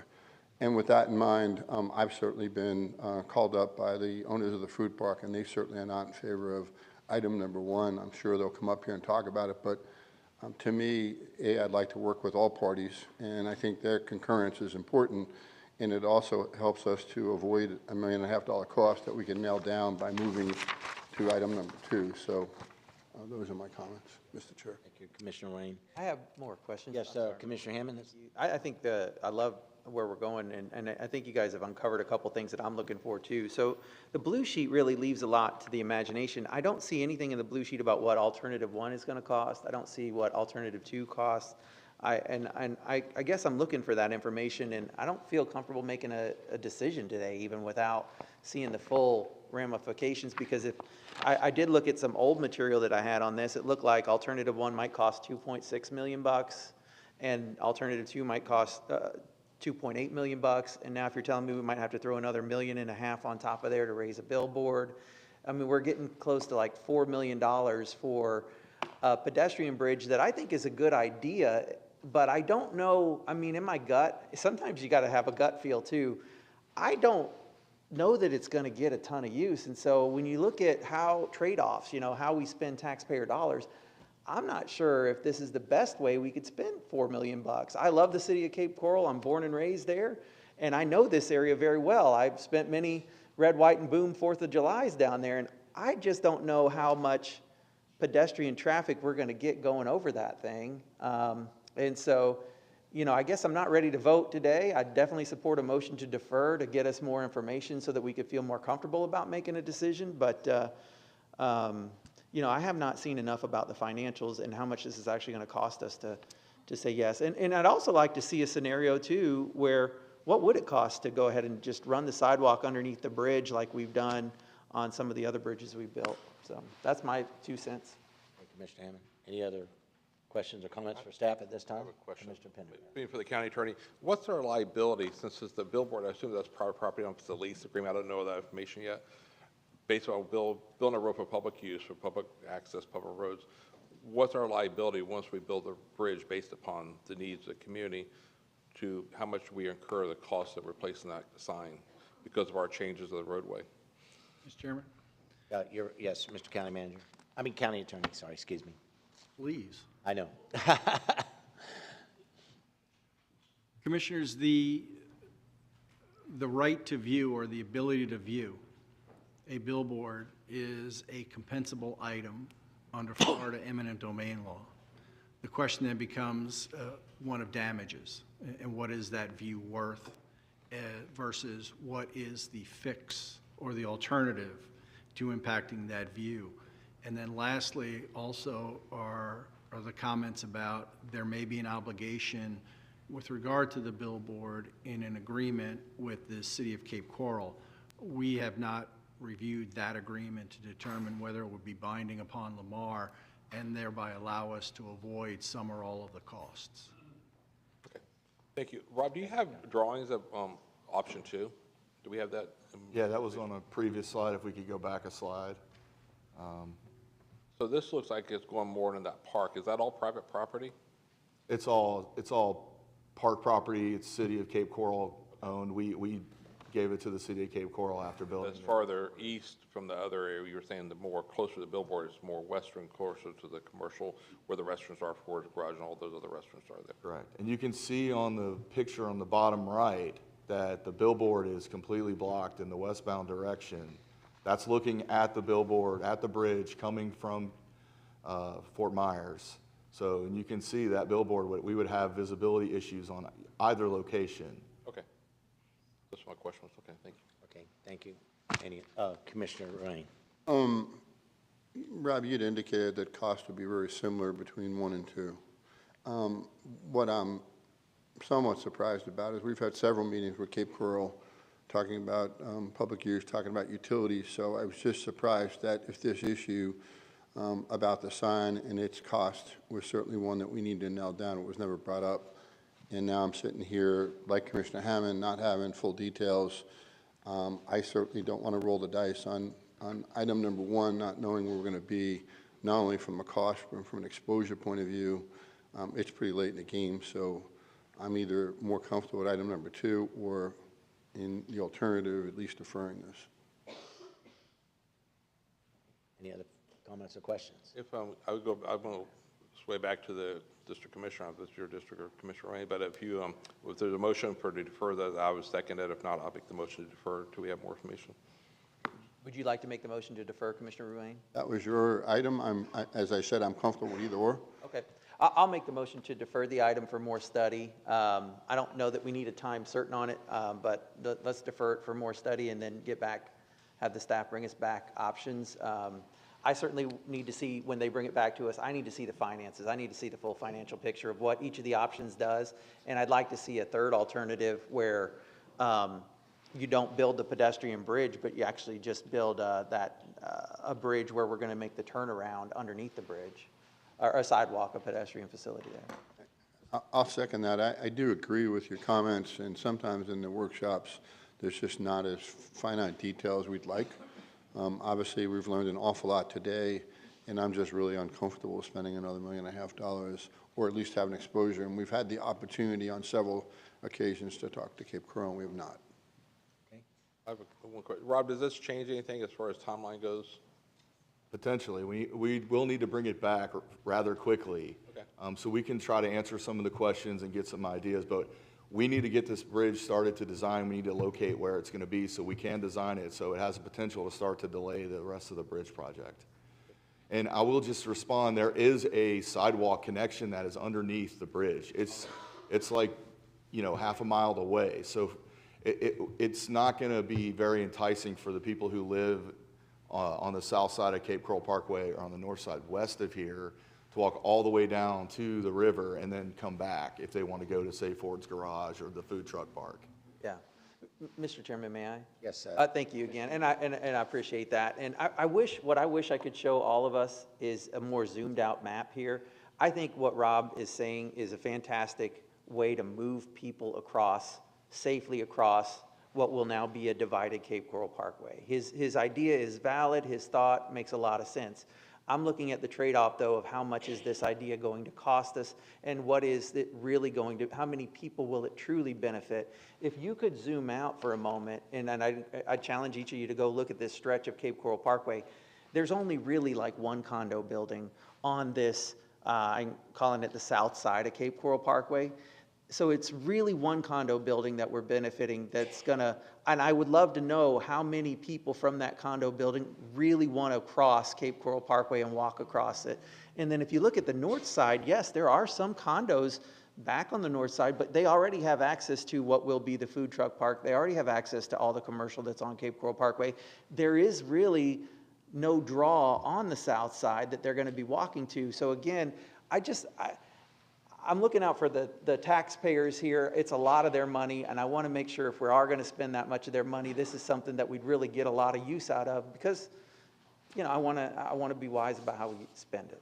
Since this is the only time that we have an opportunity to talk, I mean, certainly your points are valid, and they were certainly part of the discussion we had with Cape Coral about actually, with the city of Cape Coral, actually who is going to utilize this, how many people, and it seemed to be more problematic than not. So I'd love to see both items, and the third item that Commissioner Hammond referred to, I'd love to see the cost. You know, and I know there's a person or two here that certainly probably can give some input. As we've given consideration to Lennar, I think we should give consideration to the owners of the food park. Okay, at this time, Mr. Hunter, would you like to comment on that? Yes, thank you, Mr. Chair. First of all, what we will do is, on the board's will, we will meet with, we have been meeting with the city of Cape Coral. So the city is really well versed on this project, and I believe they've approved it through what process? They've met with their traffic advisory council. Okay, that's what it was. And presented it. But to the commissioner's point, what we will do is we will meet with the property owner that's working on Slipaway Marina right now. We'll come back with the cost for both versions, which I believe is in the backup, but we'll clarify that and make sure those numbers are correct and more prominent in the blue sheet. We will we'll talk to the city of Cape Coral again and bring you numbers about potential numbers going across the usage for that property, and we will talk to all entities, including the Slipaway Marina Group, and bring that back. We have to bring it back in February. I believe that's the deadline, so we have till the second meeting in February, but that would be the deadline for us. Just one follow-up, and you'll have clarity on the sign cost and who has to pay for what? Yes, we will clarify that before we come back to the meeting. Thank you. All right. Mr. County Attorney, do I still need public comment at this time? Yes, sir. Yes, okay, at this time, I'll call for public comment. I do have one card, it's got number 8 on it. Gary Abishon? Mr. Chairman, if I may, just keep in mind that the public comment is on the action to defer, not the substantive aspects of the matter. So it's just to comment on the action to defer? Yes, sir. Okay, then I'll comment on the action to defer. Mr. Chairman, Commissioners, I appreciate the opportunity to be before you. I do represent Slipaway Food Truck Park and Marina. My 2 partners, Jeff Myloff and Scott Fisher, are with me today. The action to defer has a significant impact in a positive way on us because we would like to have input with staff on the location of this bridge. We are making a $20 million investment. This is not your typical food truck park. This is a world-class, best in the state of Florida food truck park and marina that provides connectivity to the water, public access within the CRA of downtown Cape Coral at no cost to the public. There's no cost to park, there's no cost to come in, and it provides great connectivity to Bernie Braden Park. So we support the mission, or the motion to defer. We welcome the opportunity to meet with staff and offer solutions that works for everyone, and we appreciate your time today. Thank you. Any other public comment at this time?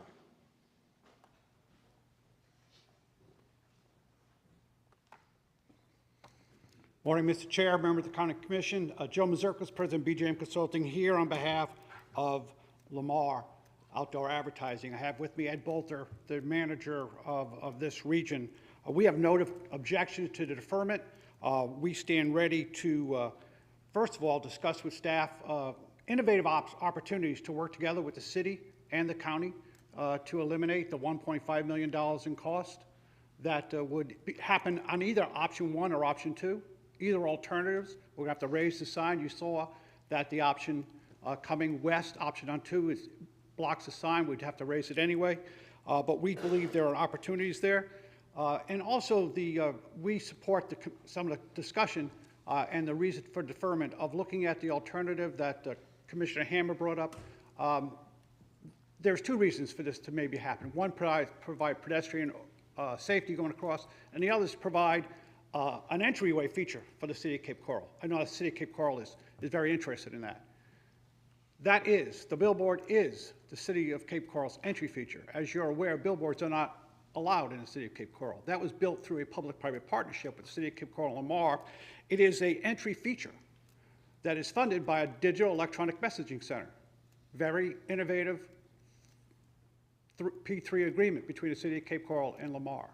It has a welcome to Cape Coral sign. It has the city of Cape Coral emblem on it. At the end of the agreement between Lamar and the city of Cape Coral, that structure will become the property of the city of Cape Coral, as with the one in the Midpoint Bridge. So we believe that further investigation, further communication with all the partners involved with this would be in the best interest of the public and the other pertinent organizations. Thank you. Thank you. Any other comment on item number 8? Okay, seeing none, I'll close public comment. Commissioners, for further discussion, we have any further discussion from the board? So at this time, we have a motion to defer from Commissioner Hammond, a second from Commissioner Wayne. Do we have any objections to that motion? Okay, seeing none, the motion to defer passes 5-0. Okay, Mr. Harner, please introduce item number 9. Thank you, Mr. Chair. Items 9 through 12 are hurricane recovery items, with number 9 being approved, terminating Bank of America line of credit for Hurricane Ian. I'd like to ask Mr. Winton to present the item. Commissioners, you as a board approved a $150 million line of credit with Bank of America immediately following Hurricane Ian to be used for cash flow purposes to pay for emergency and permanent repairs. We're starting to receive significant reimbursement from FEMA now for our projects. We received a $25 million loan from the state about a month ago, and I'm expecting any day now, literally any day, to receive a $100 million loan from the state through the state's legislative appropriations program. which was for Hurricane Ian repairs. With that, what I would like to do is if you could give the county manager the authority to cancel this agreement at the appropriate time. What I'd like to do is wait until we have that $100 million from the state in the bank, and then go ahead and cancel this line of credit, because I do not believe we will need it.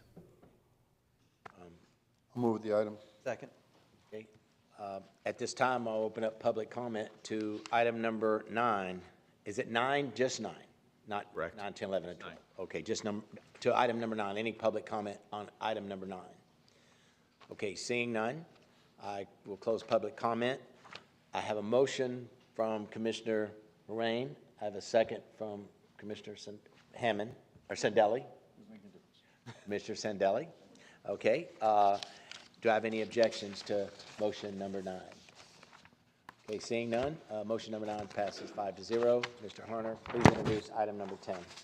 Thank you, Mr. Chair. This item is to award a contract for repairs to Bat House Park in Matt Lachey, and I'd like to ask Mr. Ehab Gurgis to present the item. Good morning, Commissioners. Ehab Gurgis, Construction Management. This item to approve a contract with Rycan Construction in the amount of $295,000 to repair the Bat House Park located at 4445 Pine Island Road. This park sustained major damage from Hurricane Ian, and the repairs will include the side drainage, parking lot, sidewalks, and existing building that has a lot of major damage for the foundation. We expect that work will be done in about 7 months, and this job is funded by FEMA Disaster Relief Fund. Commissioners, any questions or comments for staff at this time? Okay, seeing none, I'll Move the item. Second. I'll open up for public comment. Anyone wish to speak on item number 10? Okay, seeing none, I have a motion to approve from Commissioner Rain. I have a second from Commissioner Hammond. Any objections on number 10, item number 10? Seeing none, item number 10 passes 5-0. Mr. Harner, please introduce item number 11. Thank you, Mr. Chair. This is to approve a supplemental agreement with FDOT for Hurricane Ian signal repairs, and I'd like to ask Mr. Price to present the item. Good morning, Commissioners. Rob Price again with DOT. Item number 11 will approve a supplemental agreement with FDOT for the repairs to the traffic signals for Hurricane Ian. We initially approved a local funding agreement with the state for the amount of our cost estimate when we went out to bid. In advance of us securing the contractor, the bids came in higher, so we've proposed this supplemental agreement with FDOT to help cover the original 80% higher than the original bid amount. I'm here for any questions if you have any. Commissioners, any questions for staff at this time? Okay, seeing none, open the floor for public comment. Anyone wish to make comment on item number 11? Seeing none. Move the item. Second. I have a motion from closing. I'll close public comment. I have a motion from Commissioner Rain, a second from Commissioner Hammond. Any objections on item number 11? Seeing none, item number 11 passes unanimously 5-0. Mr. Harner, please. Number 12. Thank you, Mr. Chair. This is award a contract for trailer-mounted generator replacement, and I'd like to ask Mr. Flores to present the item. Good morning, Chairman and Commissioners. For the record, Paul Flores, Utilities. Administrative item number 12 awards a competitively bid contract for the purchase of one new turnkey 500 kW trailer-mounted portable generator. This replaces one that was damaged during Ian. Portable generators provide necessary power to key infrastructure during power outages. And this procurement of the portable generator is eligible for FEMA and state reimbursement. I'm available for any questions you may have. Okay, Commissioners, any questions for staff at this time on item number 12? Okay, seeing none, I'll open up for public comment. Anyone wish to speak on item number 12? Seeing none, I will close public comment. Do I have a motion? Move the item. Second. I have a motion from Commissioner Rain. I have a second from Commissioner Hammond. Do I have any objections on item number 12? Seeing none, item number 12 passes unanimously. At this time, that concludes the administrative agenda. County Attorney, please introduce public hearing item number 1.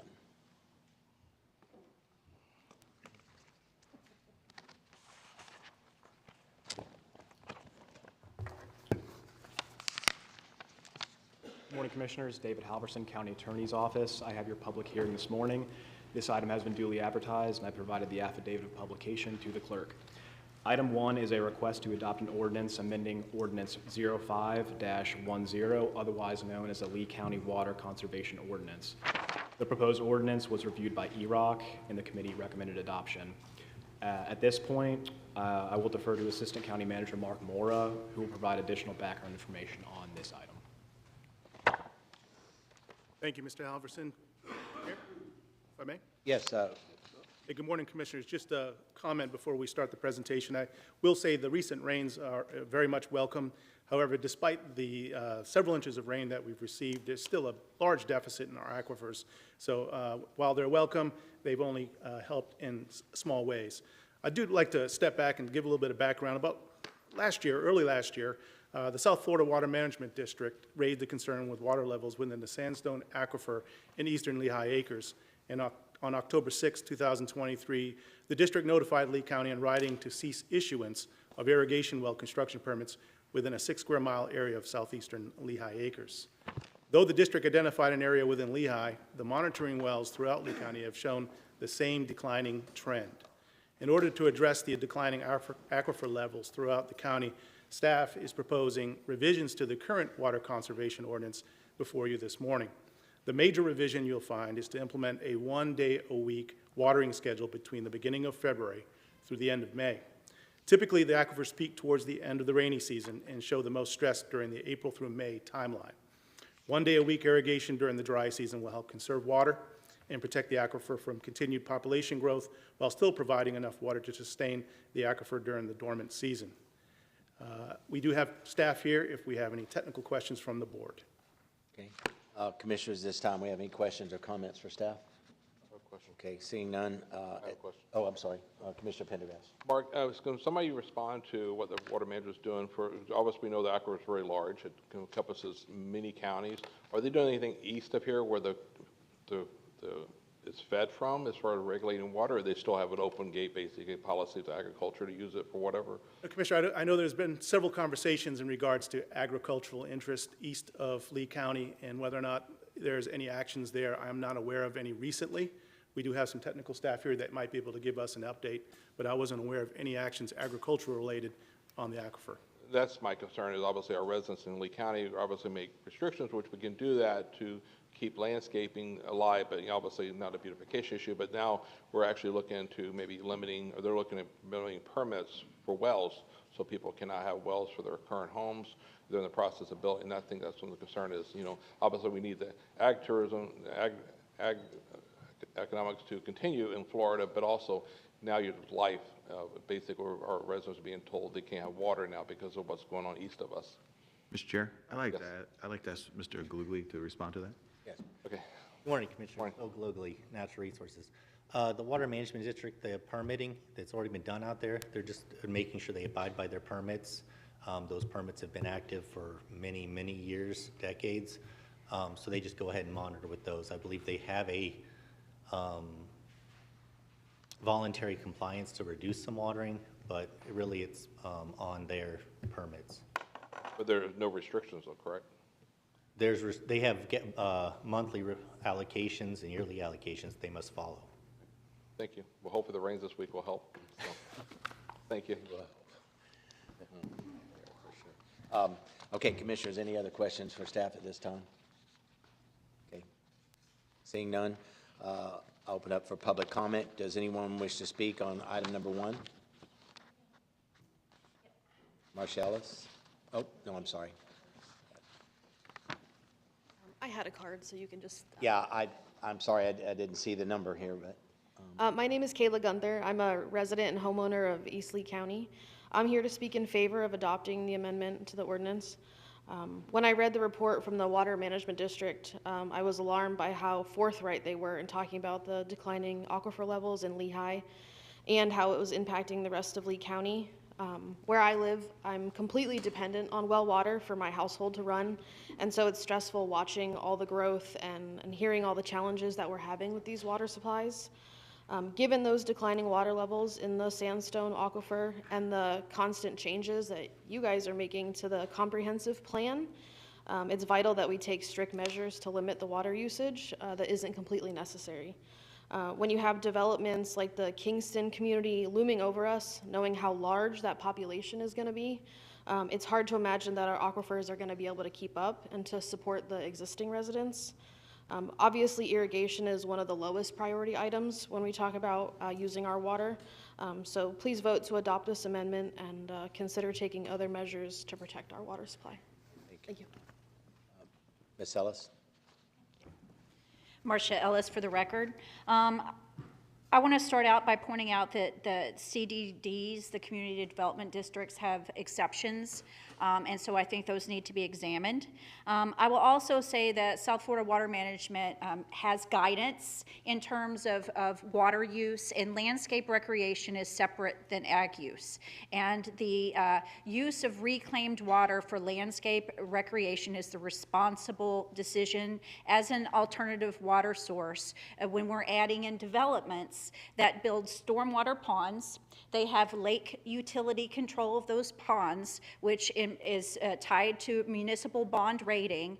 They're generating income from those management, and they're filling those ponds up with the drinking water of the people who are experiencing specific adverse impacts from that use as landscape recreation to then be used as irrigation at the time when the water is the very lowest in the community.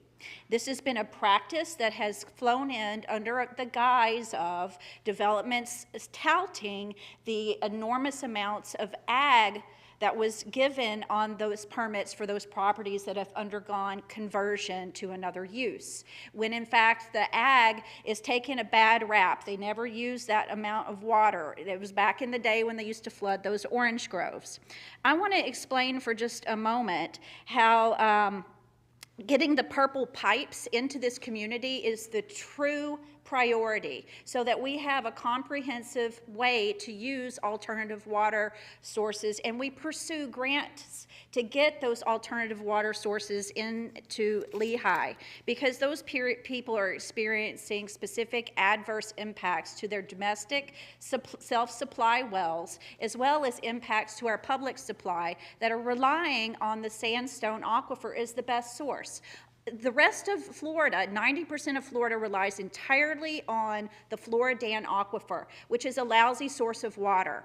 Responsibly, it's only our region that has a juicy surficial and intermediate aquifer that can recharge from the density resource density reduction and groundwater resource area. We have an obligation to continue use of that fine water source going forward, to be forward thinking and do the responsible thing for our community, for the existing well users, and for the other people who live in the state of Florida, so that we don't tax the only option that they have. So I applaud this ordinance, and I would also like to request that that we see strike-throughs going forward with any other ordinance that's being modified, so that we can better weigh it efficiently.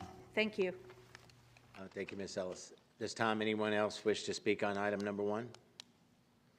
Okay, seeing none, I'll close public comment and back to the board. Move the item. Second. Okay. Any other discussion? All right, Commissioner Rain, motion to approve, second from Commissioner Hammond. Do I have any objections on item number 1? Seeing none, item number 1 passes unanimously. Okay, at this time, that will close the,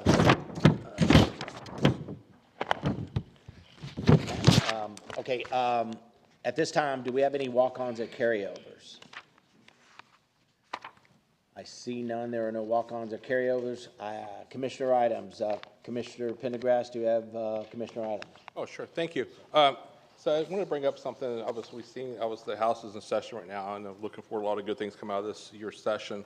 And we saw earlier a conversation on we're going to work with Representative Botana to get some money for Bonita Beach Road. But there's a couple bills I'm concerned about.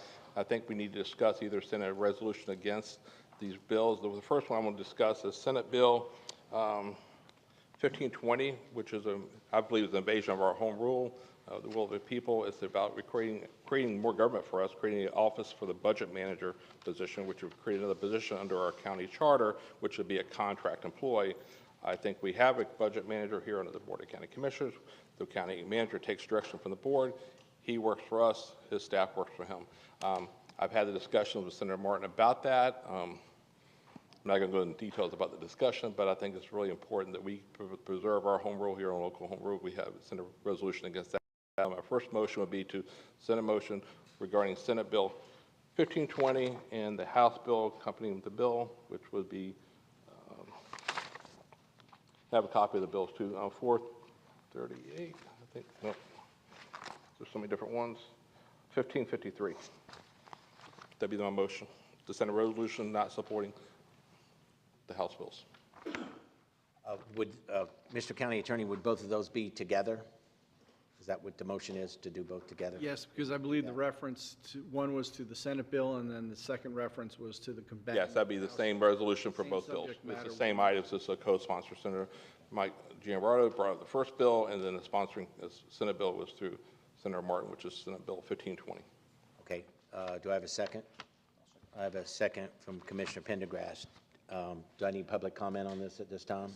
Okay, I'll open the floor for public comment. Anyone wish to speak on this item? Seeing none, I'll close public comment. Do I have any objections? Mr. Chairman, Yes, I'd I'm like sorry. to just explain why I won't support this idea. I think that we have an amazing county administration. I mean, we really do. I was really just thrilled to get the 10-year chip, and thank you, Dave, so much for handing that to me today, because it's been 10 amazing years of working with 10 great people. With 10 amazing years of working with some really great people in the county administration. It's about 10, actually, looking at that. But no, it's 2,600 amazing employees that we have. But, you know, one of the things the voters charge us with doing is, on their behalf, is oversight. And while we can give direction to the county manager's office, we can only do it by getting the entire board to give that direction, right? So we only really truly have one staff member. And my staff member is fantastic. He takes care of the constituents, whether they're from our district or not. He makes sure that everything gets taken care of, but he doesn't have the ability or access to research budget items, to help brief me on things about the budget that I really truly want to know. And I see a potential benefit for this item. Now, it's going to be up to the legislature whether they want to pass it or not. And honestly, they're not going to do anything based on whether we send them a resolution or not to. But I see there's a potential benefit to allow us to provide more oversight if we did have a budget staff that we could ask questions to about, hey, what are we spending here? What would the forecast look like if this happened? And I think on behalf of the voters, they want us to provide more accountability and oversight on their behalf. But I guess the other point that I'd like to make is, you know, if we send this resolution and it's not unanimous, well, that makes it really hard then when we go up and talk to our legislative team in Tallahassee, when you say half the commission's with you and half the commission's against you, but we're all one big team.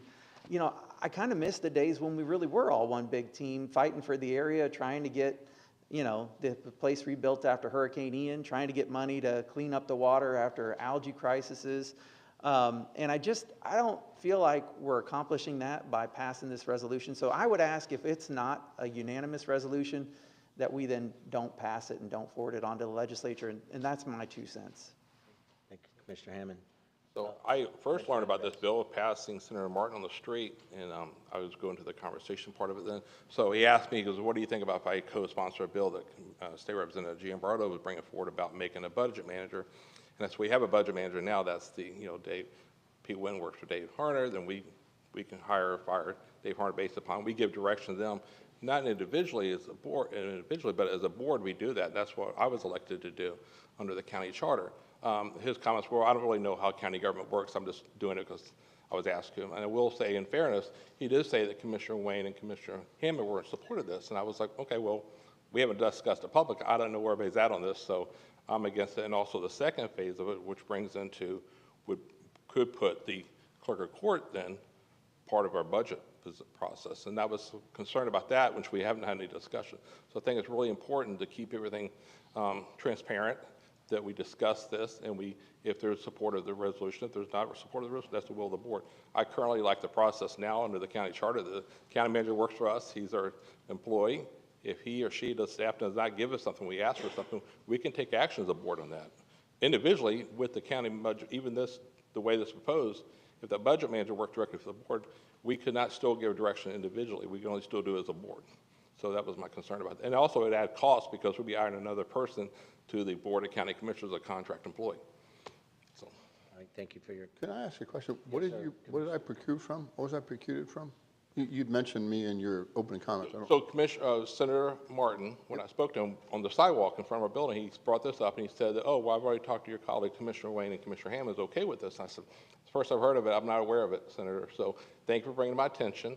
And that's how I first learned about it before he was introduced. And 2 days later, he filed the bill before Representative Giambardo. We've not met, so we're not able to speak about it. So and he just mentioned your guys' name, and he says, I don't know how county government works. This is for you guys to figure out. I'm like, well, why add more structure? And he's, well, there's, bigger pictures coming. So I guess I'm not stupid. I know what's going on. But so that's why I think it's pretty evident that we need to say either we support it or we don't support it, because at least they made a general bill statewide. It's not just a local bill.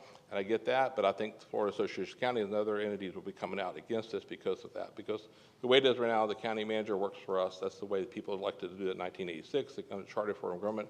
I think anything beyond that is just more of the state trying to invasive our home rule, will the people that selected our process currently now. I appreciate you putting that. I didn't have a direct conversation with Senator Martin on this item. I did have a direct conversation with House Representative Giambardo.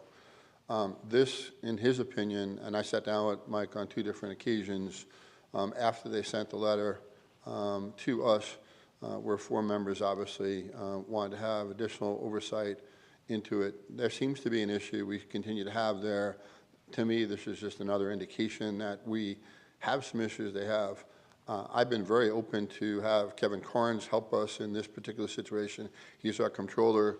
Those efforts are certainly seem not to move forward in that regard. I also recall when we were looking at a $200 million contract, we basically waived procurement and went around it. So I'm in favor of trying to have full transparency where I do have something to say, because by the vote of 3-2, we handed a $200 million contract out based on us waiving procurement, which if we had somebody, I wouldn't do that. I also come from the corporate world, so CFOs are very, very common. No reflection on Pete whatsoever, but in running a $2.4 billion enterprise, I certainly would prefer to have some more direct conversation with somebody, and I don't think it's a bad idea. And to the point of Commissioner Hammond, I believe that, if we're all in favor, great. If we're not, sending a letter is not going to impact this. This is a bill that's going to be for 67 counties, not just Lee County.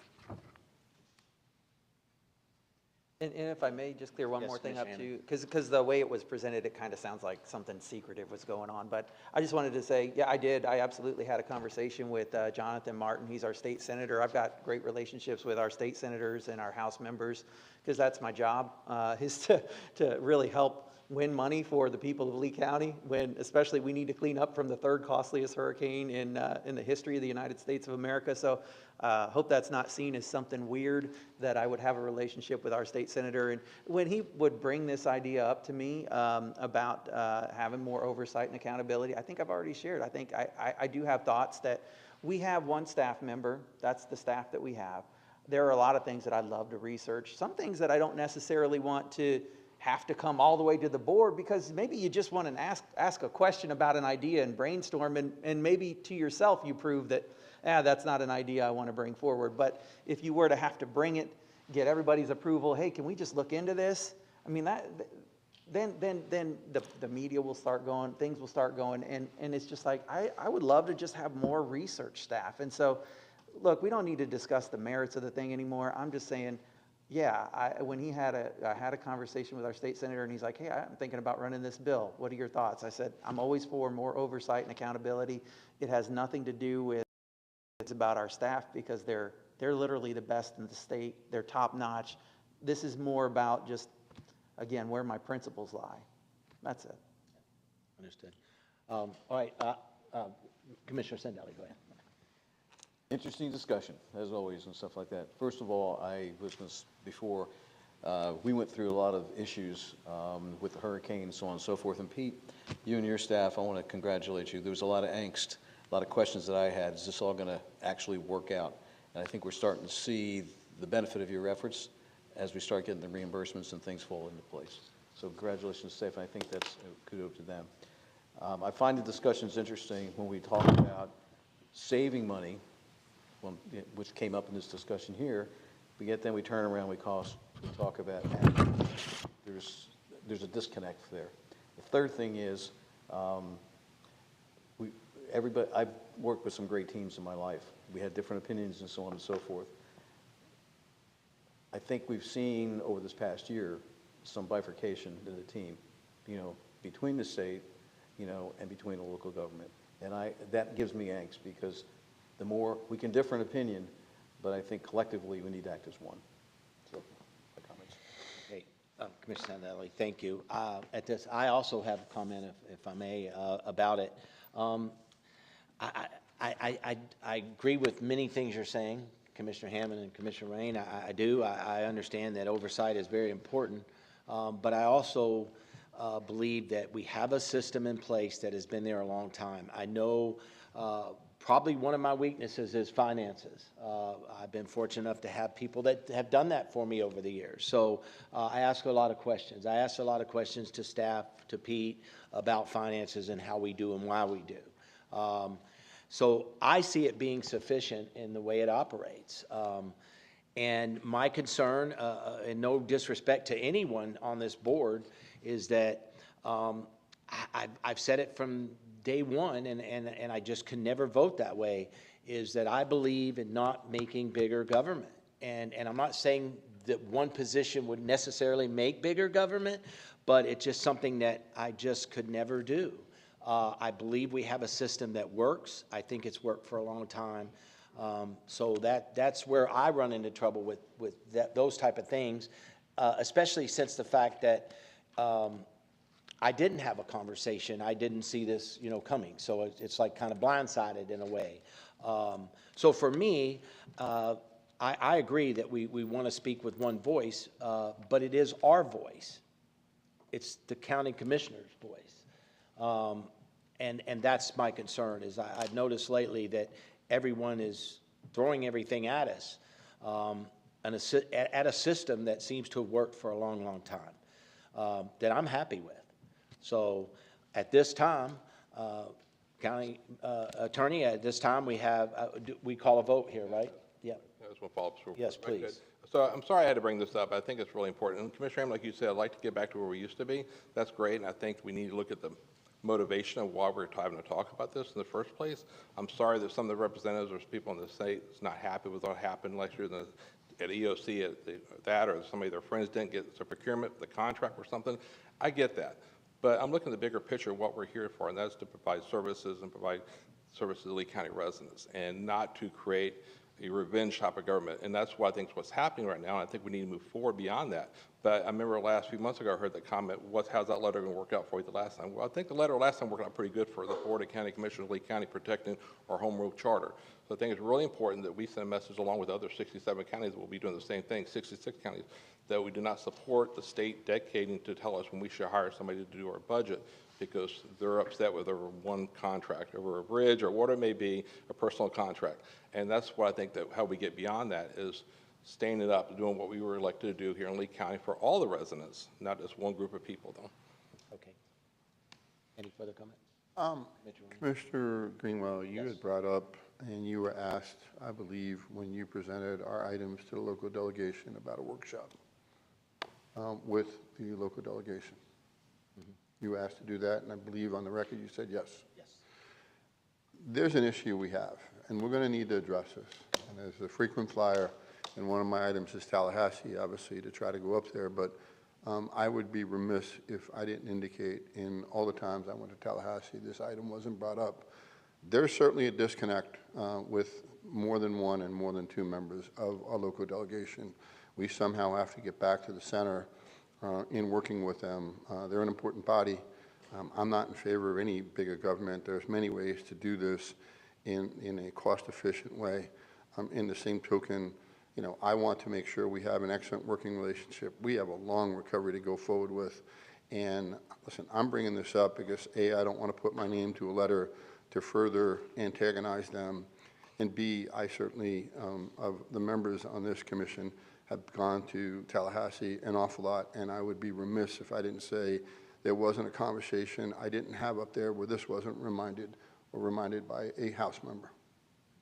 It's an issue that's open. It's an issue we're going to have to address, whether we like it or not. Right. I agree, and I think that at this time, I would like to direct staff to try to set up some time and let's have that workshop with them. I think it's very important and get it on the agenda because I do think we need to do that. So I did say we would do it, and I would love to see it happen, and I'd like staff to try to move forward in doing that. Okay. All right. At this point, we have County Manager. Please help me proceed here. Mr. Chairman, you have a motion and a second to adopt a resolution voicing opposition to Senate Bill 1520 and House Bill 1553. Okay, at this time, we have a motion, we have a second. Do we have any objections to that motion? Yep. We have objection from Mr. Hammond. We have objection from Mr. Wayne. Motion passes 3-2. Thank you, Mr. County Attorney, and I think yes, sir. Public comment on that? I'm sorry. Would there anyone like to have public comment on this item? Yes, sir. Mr. Ballard, come on up. Sorry about that. Yes, sir.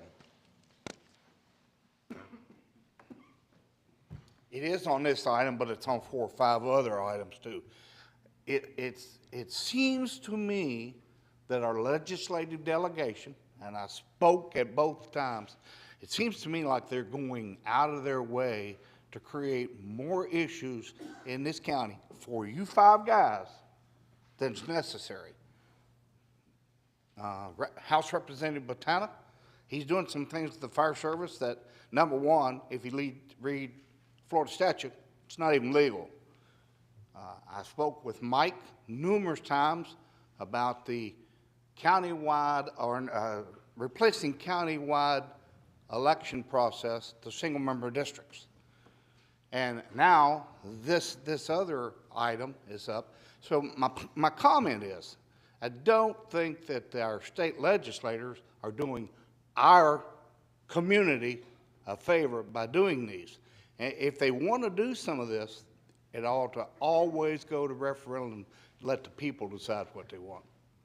Thank you. Thank you, Mr. Ballard. I'll recall for the vote again. Any further public comment? Any other further comment? Can I also speak at this time on that comment, on one more comment and recall for the vote? Do I need to recall for the vote? Yes. So let's open it back up for comment. Commissioner Hammond. Thank you, Mr. Chairman. So, Mr. Chairman, I just wanted to address one thing because what typically happens is we'll leave this room and we'll go and hang out with all the, the folks in the community, the grassroots folks, and then you hear different things and people say different things to you like you're not a real conservative anymore and all this kind of stuff because you want to expand government. I just want to address that expansion of government. We already have an Office of Management and Budget. All this bill says is you would put that Office of Management and Budget underneath the commission instead of underneath the county manager. So I don't know that you'd even need to create any new positions. Secondly, if you had a great CFO, you'd probably find some savings that maybe would even pay for him or herself. So I want to say that on the record loudly and proudly because I am a conservative, and I know sometimes people send things out from their personal emails to grassroots people about their colleagues, and I don't like it when that happens. And so I guess I want to just say that I absolutely believe in fiscal responsibility. I absolutely believe in oversight on behalf of the people of Lee County because that's what they elected us to do. And I do love the staff that we have. They're fantastic. This isn't a referendum on them. This is just me. When I was asked a question, where do my principles lie? I shared them. So thanks. And I continue to object. Thank you. Thank you, Commissioner Hammond. Okay, my comment is, I've already closed public comment, Marcia, sorry. I also have a comment, and I don't want that to get, obviously, maybe the way I said it, I didn't mean to say it that way.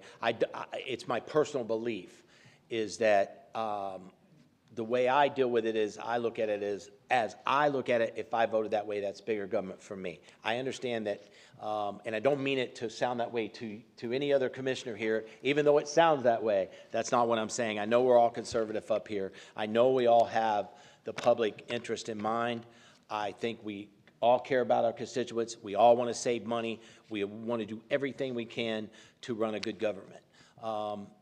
So I apologize if that comes off the wrong way, because I do not mean it that way.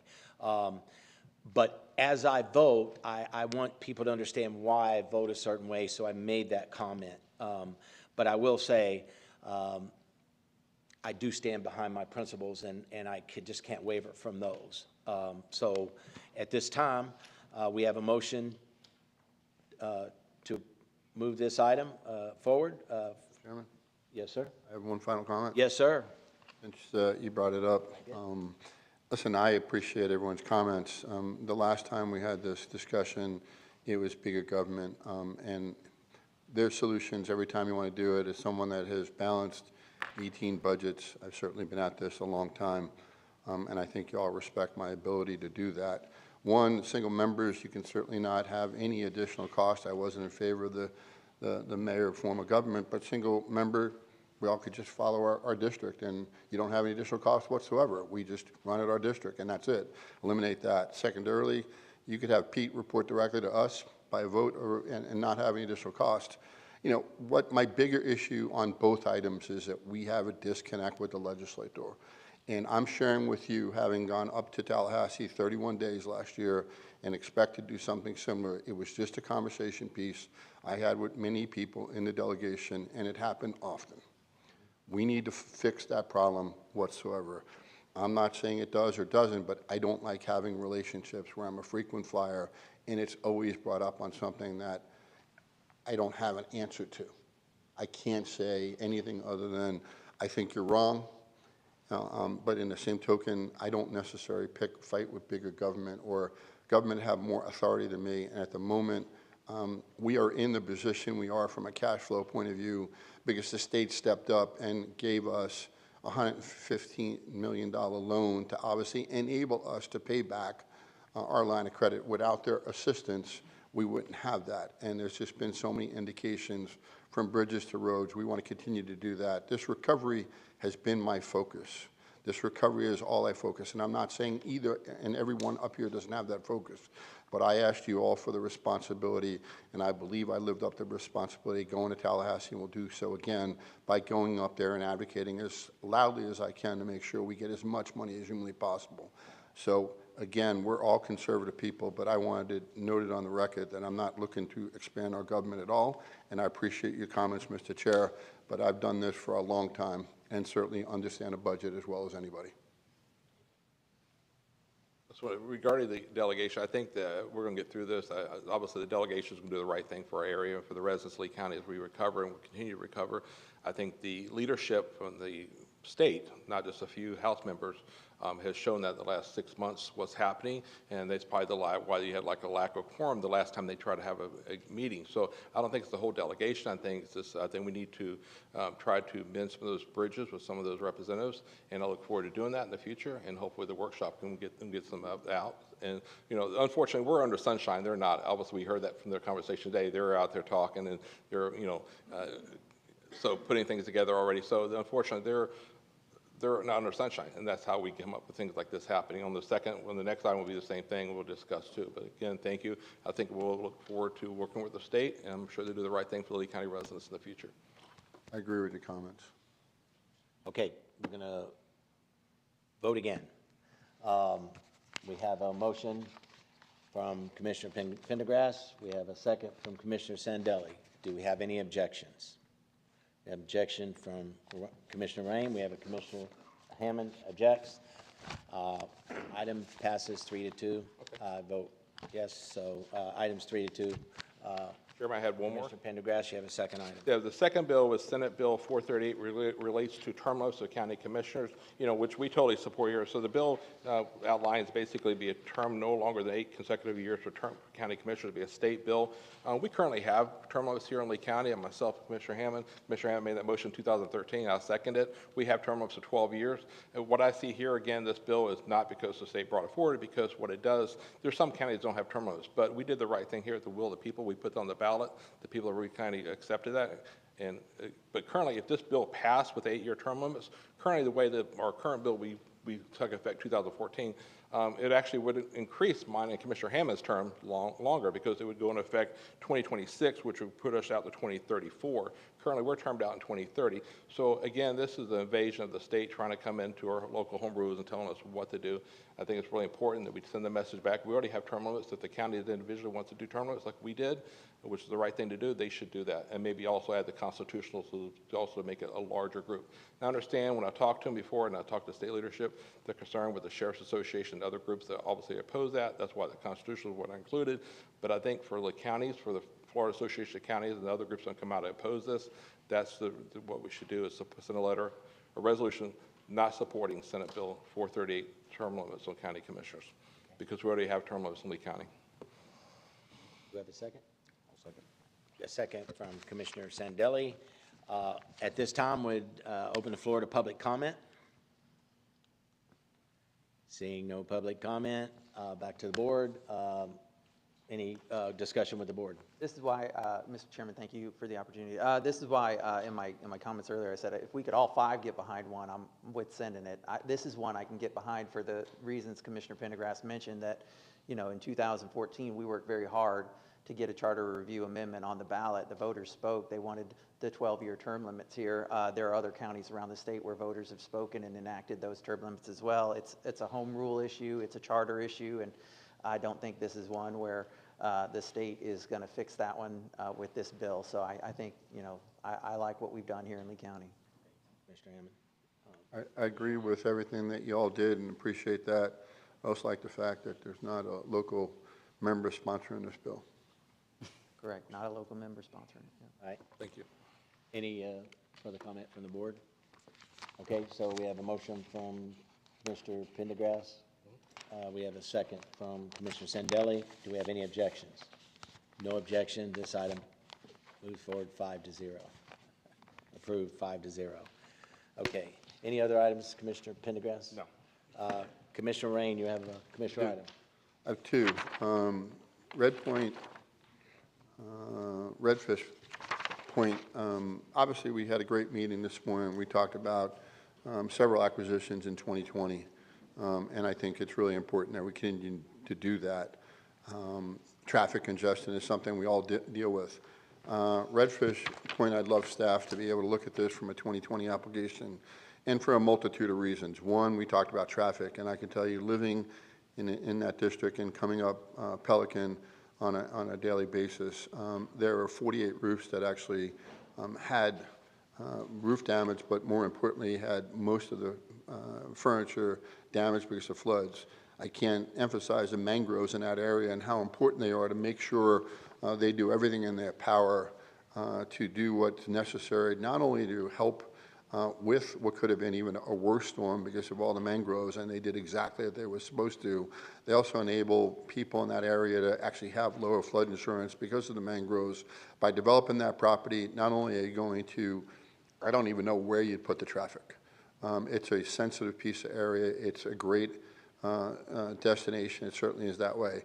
I'm not necessarily certain that Cape Coral is actually going to move forward with this, but it's something that I had talked with the county manager, certainly want to explore from a 2020 point of view. It makes all the logical situations, it also addresses some of the concerns we've always had with aquifers and the low levels. To have another massive development, I did have the privilege of going there as an individual. It was not something I even thought I'd have the opportunity to bring up to this board because it's a Cape Coral item, but I went there as an individual to listen to the residents and to speak against this development, because this development would really cripple the area as I look at it. So I was just looking to have a conversation, to have staff at least look at the opportunity for 2020 in this particular parcel. I also did talk to Joe Mazurkowitz, who seems to be representing the seller, and the seller is more than open to a realistic conversation. I think the more and more Cape Coral indicates that they don't have a desire to develop this property, this may be a perfect opportunity to put something with natural parks that have a lot of, preservation that's going on, but more importantly, keep all the mangroves we have there. I just was hoping that I can have your support to have staff at least look at this and come back with some information regarding this piece of property. This require a motion. I'm asking staff. That is your motion? Yeah, I'm looking for staff to bring us back some information. Second from Commissioner Hammond. Open up for public comment. Commissioners, I had put my name down for the public comment at the end, but this is what I would like to speak about. Barbara Manzo, representing the Eyes on 2020 Coalition. We've been looking at this property for the last more than a year when the word got out about the possible development. Commissioner, I can't thank you enough for championing this issue. This is a 350-acre parcel. Commissioners, we don't see these kind of parcels anymore in Lee County for possible purchase by 2020. And I think the fact that it sits in the city of Cape Coral, what many people don't understand is that the Conservation 2020 program is a county program, and that it doesn't make a difference where this land sits within the boundaries of Lee County. In the end, it will be you who gets to vote on this acquisition or not. So we have lots of people who are concerned about this property for all of the reasons you've said, Commissioner. There's also other issues like protected species there and just incredible property on the river, mangroves. This should never be developed, and we should do everything we can to purchase this. And again, Commissioner, thank you for being the champion. And it is our issue as a county, not just the city of Cape Coral. Thank you all very much. Anyone else wish to speak at this time?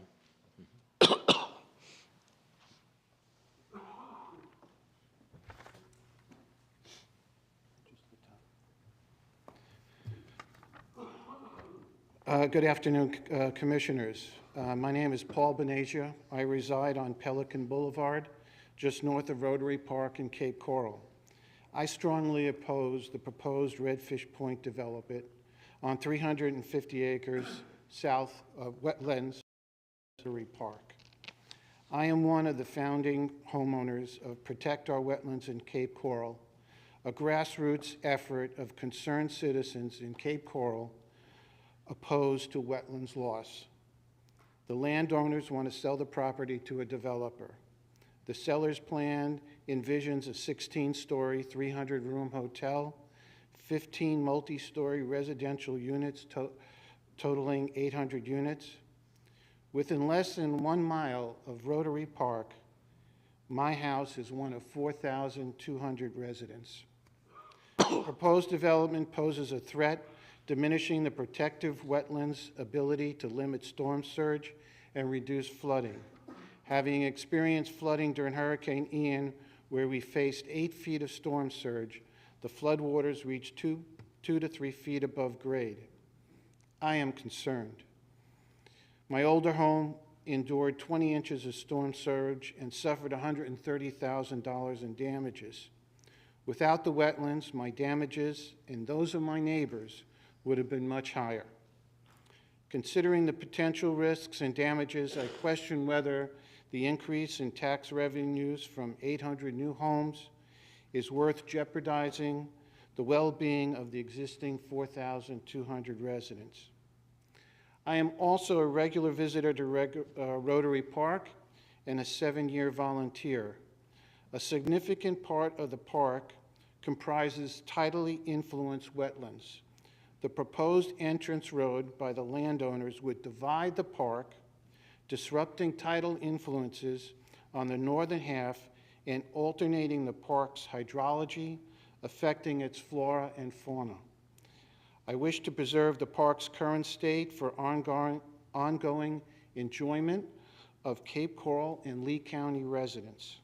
I urge the commissioners of Lee County to advocate for the conservation of this land. Thank you very much. Anyone else like to speak at this time? Come on up. Sorry? I was asking if anyone else wants to speak at this time. Good afternoon. My name's Eileen Benazia. I am a resident of the city of Cape Coral, and I want to thank Commissioner Ruane for bringing this Piney Point property up to the board's attention for potential acquisition by the county through Conservation 2020 program. This 350-acre piece of wetlands and uplands is vitally important to protect the land and people surrounding it from flooding from future hurricanes. The land is also an important ecosystem for the flora and fauna on the property, as well as Rotary Park, a very popular park in the city of Cape Coral. Talk about a perfect place for a good balance between development and protection of land. This is it. I urge you to initiate and pursue the acquisition of this property. Thank you. Anyone else have public comment at this time? Okay, I see none, so we'll close public comment. Any further discussion with the board? I see none. I have a motion from Commissioner Ruane. I have a second from Commissioner Hammond. Do I have any objections? No objections. Motion moves unanimously, 5-0. Commissioner, you have any other items? Second item, just wanted to make the board aware, still as my responsibility as the chair of the long-term recovery, I'm heading up to Tallahassee next Sunday, and certainly have all intentions of being there for 3 days and want to put it on a regular cycle. We have a pretty robust agenda. I've already had many conversations with our leadership, and thank God for our leadership in the Senate, as Commissioner Pendergrass referred to before, because those seem to be where we have some discussions when there seems to be some anxiety. I just want to advise you all that the role that you gave me, want to continue to advocate as loudly as I can and as often as I can, because there's just a year now from the storm, another year behind us, and it's amazing how many people indicate to me that we're recovered, and there's not really a need. There's a lot of interesting items we got funded for. We have a lot of traffic lights and signals and things of that nature that seem not to get appropriated. Also, there's a reclaim plan on Fort Myers Beach.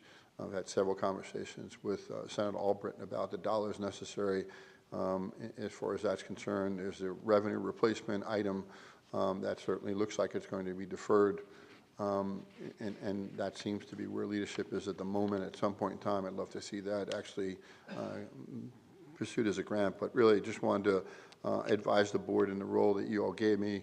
I'm going to continue to do that. I'm also aware that through Chris Cheney, our legislative lobbyist, had indicated that Commissioner Hammond was going to be going up, and I think that both Commissioner Hammond and I have learned how to work in conjunction with the delegation, and we certainly have done everything we can to make sure we follow our lanes. I think we've been able to speak as a 1-2 punch and also respect and avoid any type of sunshine situations that may arise. Thank you, Commissioner Rain. That's it. Doesn't require a motion right here, no. So, Nope. okay, thank you. Any more items, Commissioner Rain? I'm done. Okay, Commissioner Sandella, you have any items? No. Commissioner Hammond, you have any items? Thank you, Mr. Chairman.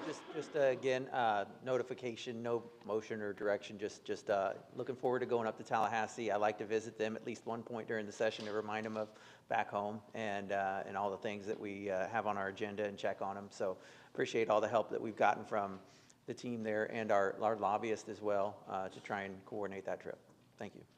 Commissioner Rain, I'd like to also say I appreciate everything you've done. You've worked very hard over the last year plus helping this county recover, and I don't think it goes unnoticed what a great job you've done. And Commissioner Hammond, as well as you, taking the time away from your family to go up and visit Tallahassee and let them know how we're doing and what needs to be done next. So we really appreciate that. So, so at this time, I have no items.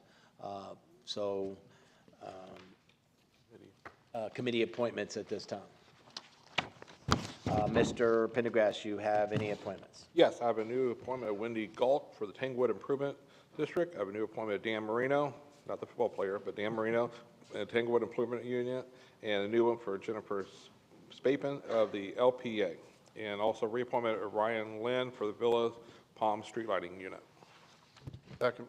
Okay, I have a motion from Commissioner Pendergrass. I have a second from Commissioner Rain. Any objections? No objections. Motion approved. Mr. Sandelli, do you have any appointments? Yes, Mr. Chairman, I have two reappointments. The first one is Patrick Ranelli. This is for the Old Pelican Channel Canal OMB MSBU. And the second one is Egon Jorgensen, and this is for the San Carlos Island Street Lighting Unit. Thank you. We have a second? Second. Okay, we have a motion from Commissioner Sandelli. We have a second from Commissioner Rain. Any objections? No objections. Motion approves unanimously. Commissioner Pendergrass, do you have any? Oh, no. Commissioner Hammond? I have none today, thank you. I have none. I have none. Commissioner? I do. I have two appointments to the Well Construction Advisory Board, Thomas Everson and Dan Burley.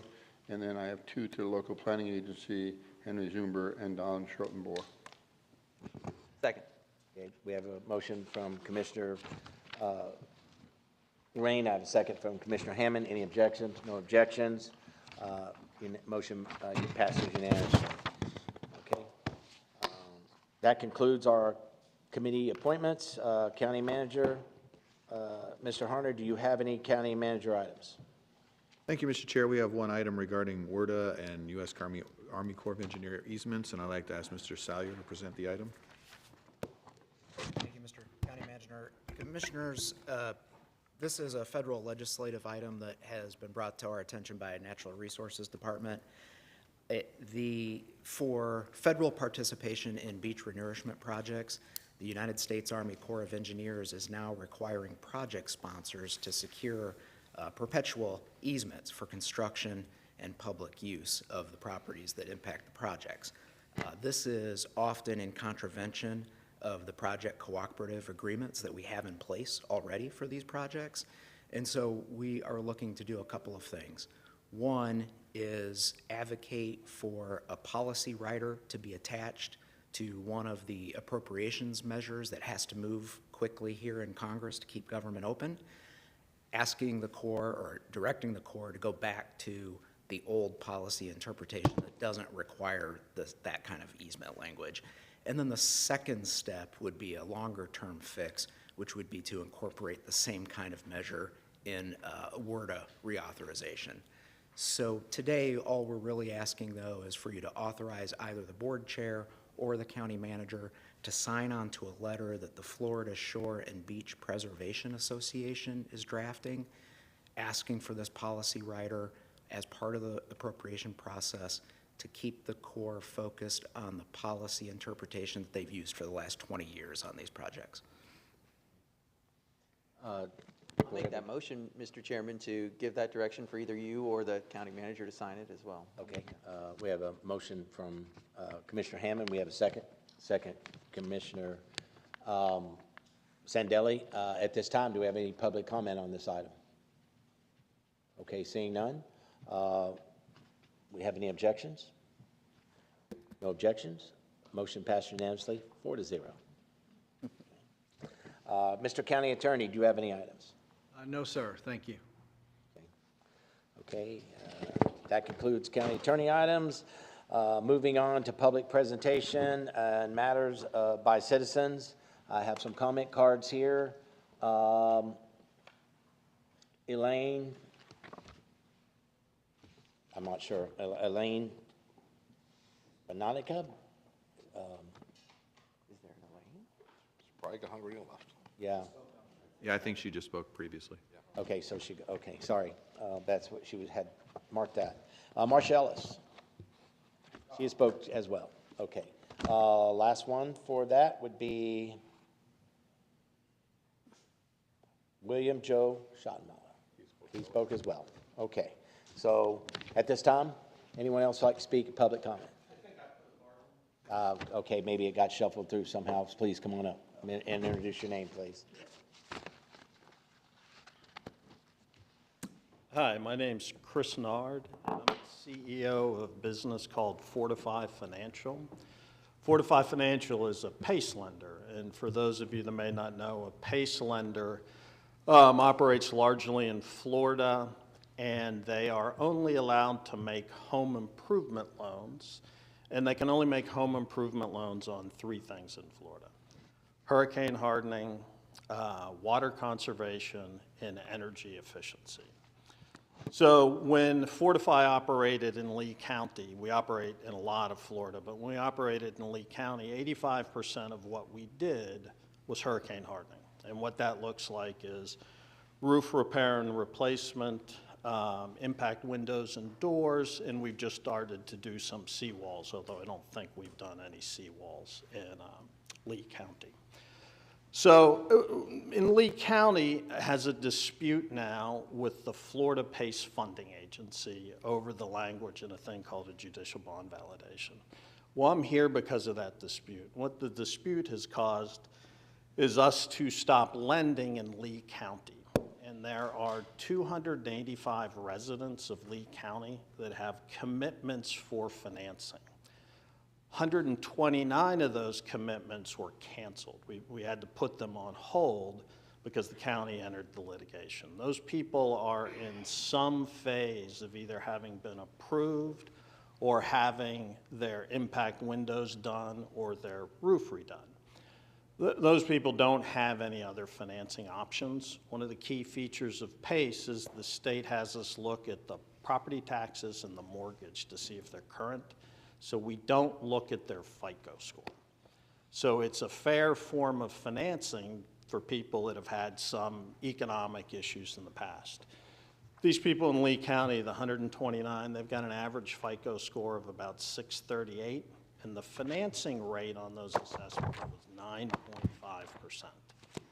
That financing doesn't really exist anywhere else in the world. So when their financing was put on hold, they don't have any other option.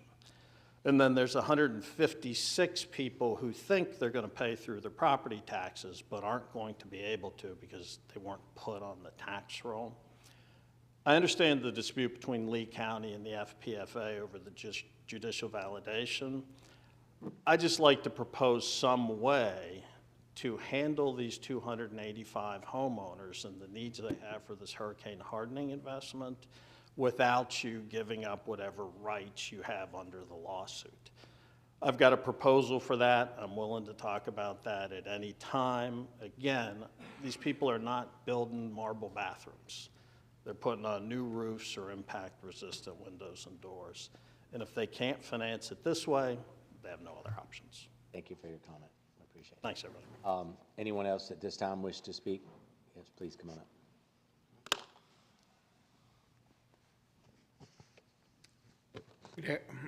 Good afternoon. My name is Robert Goltz. I am the new president and CEO of the Greater Fort Myers Chamber of Commerce. I wanted to, first of all, say Happy New Year from the Board of Directors and the Chamber members, and just introduce myself.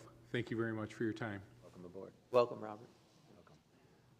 Anyone else wish to speak at this time? Okay, I see no further comment, so it closes public comment. There's not a workshop this afternoon. If there is no further business, we are adjourned.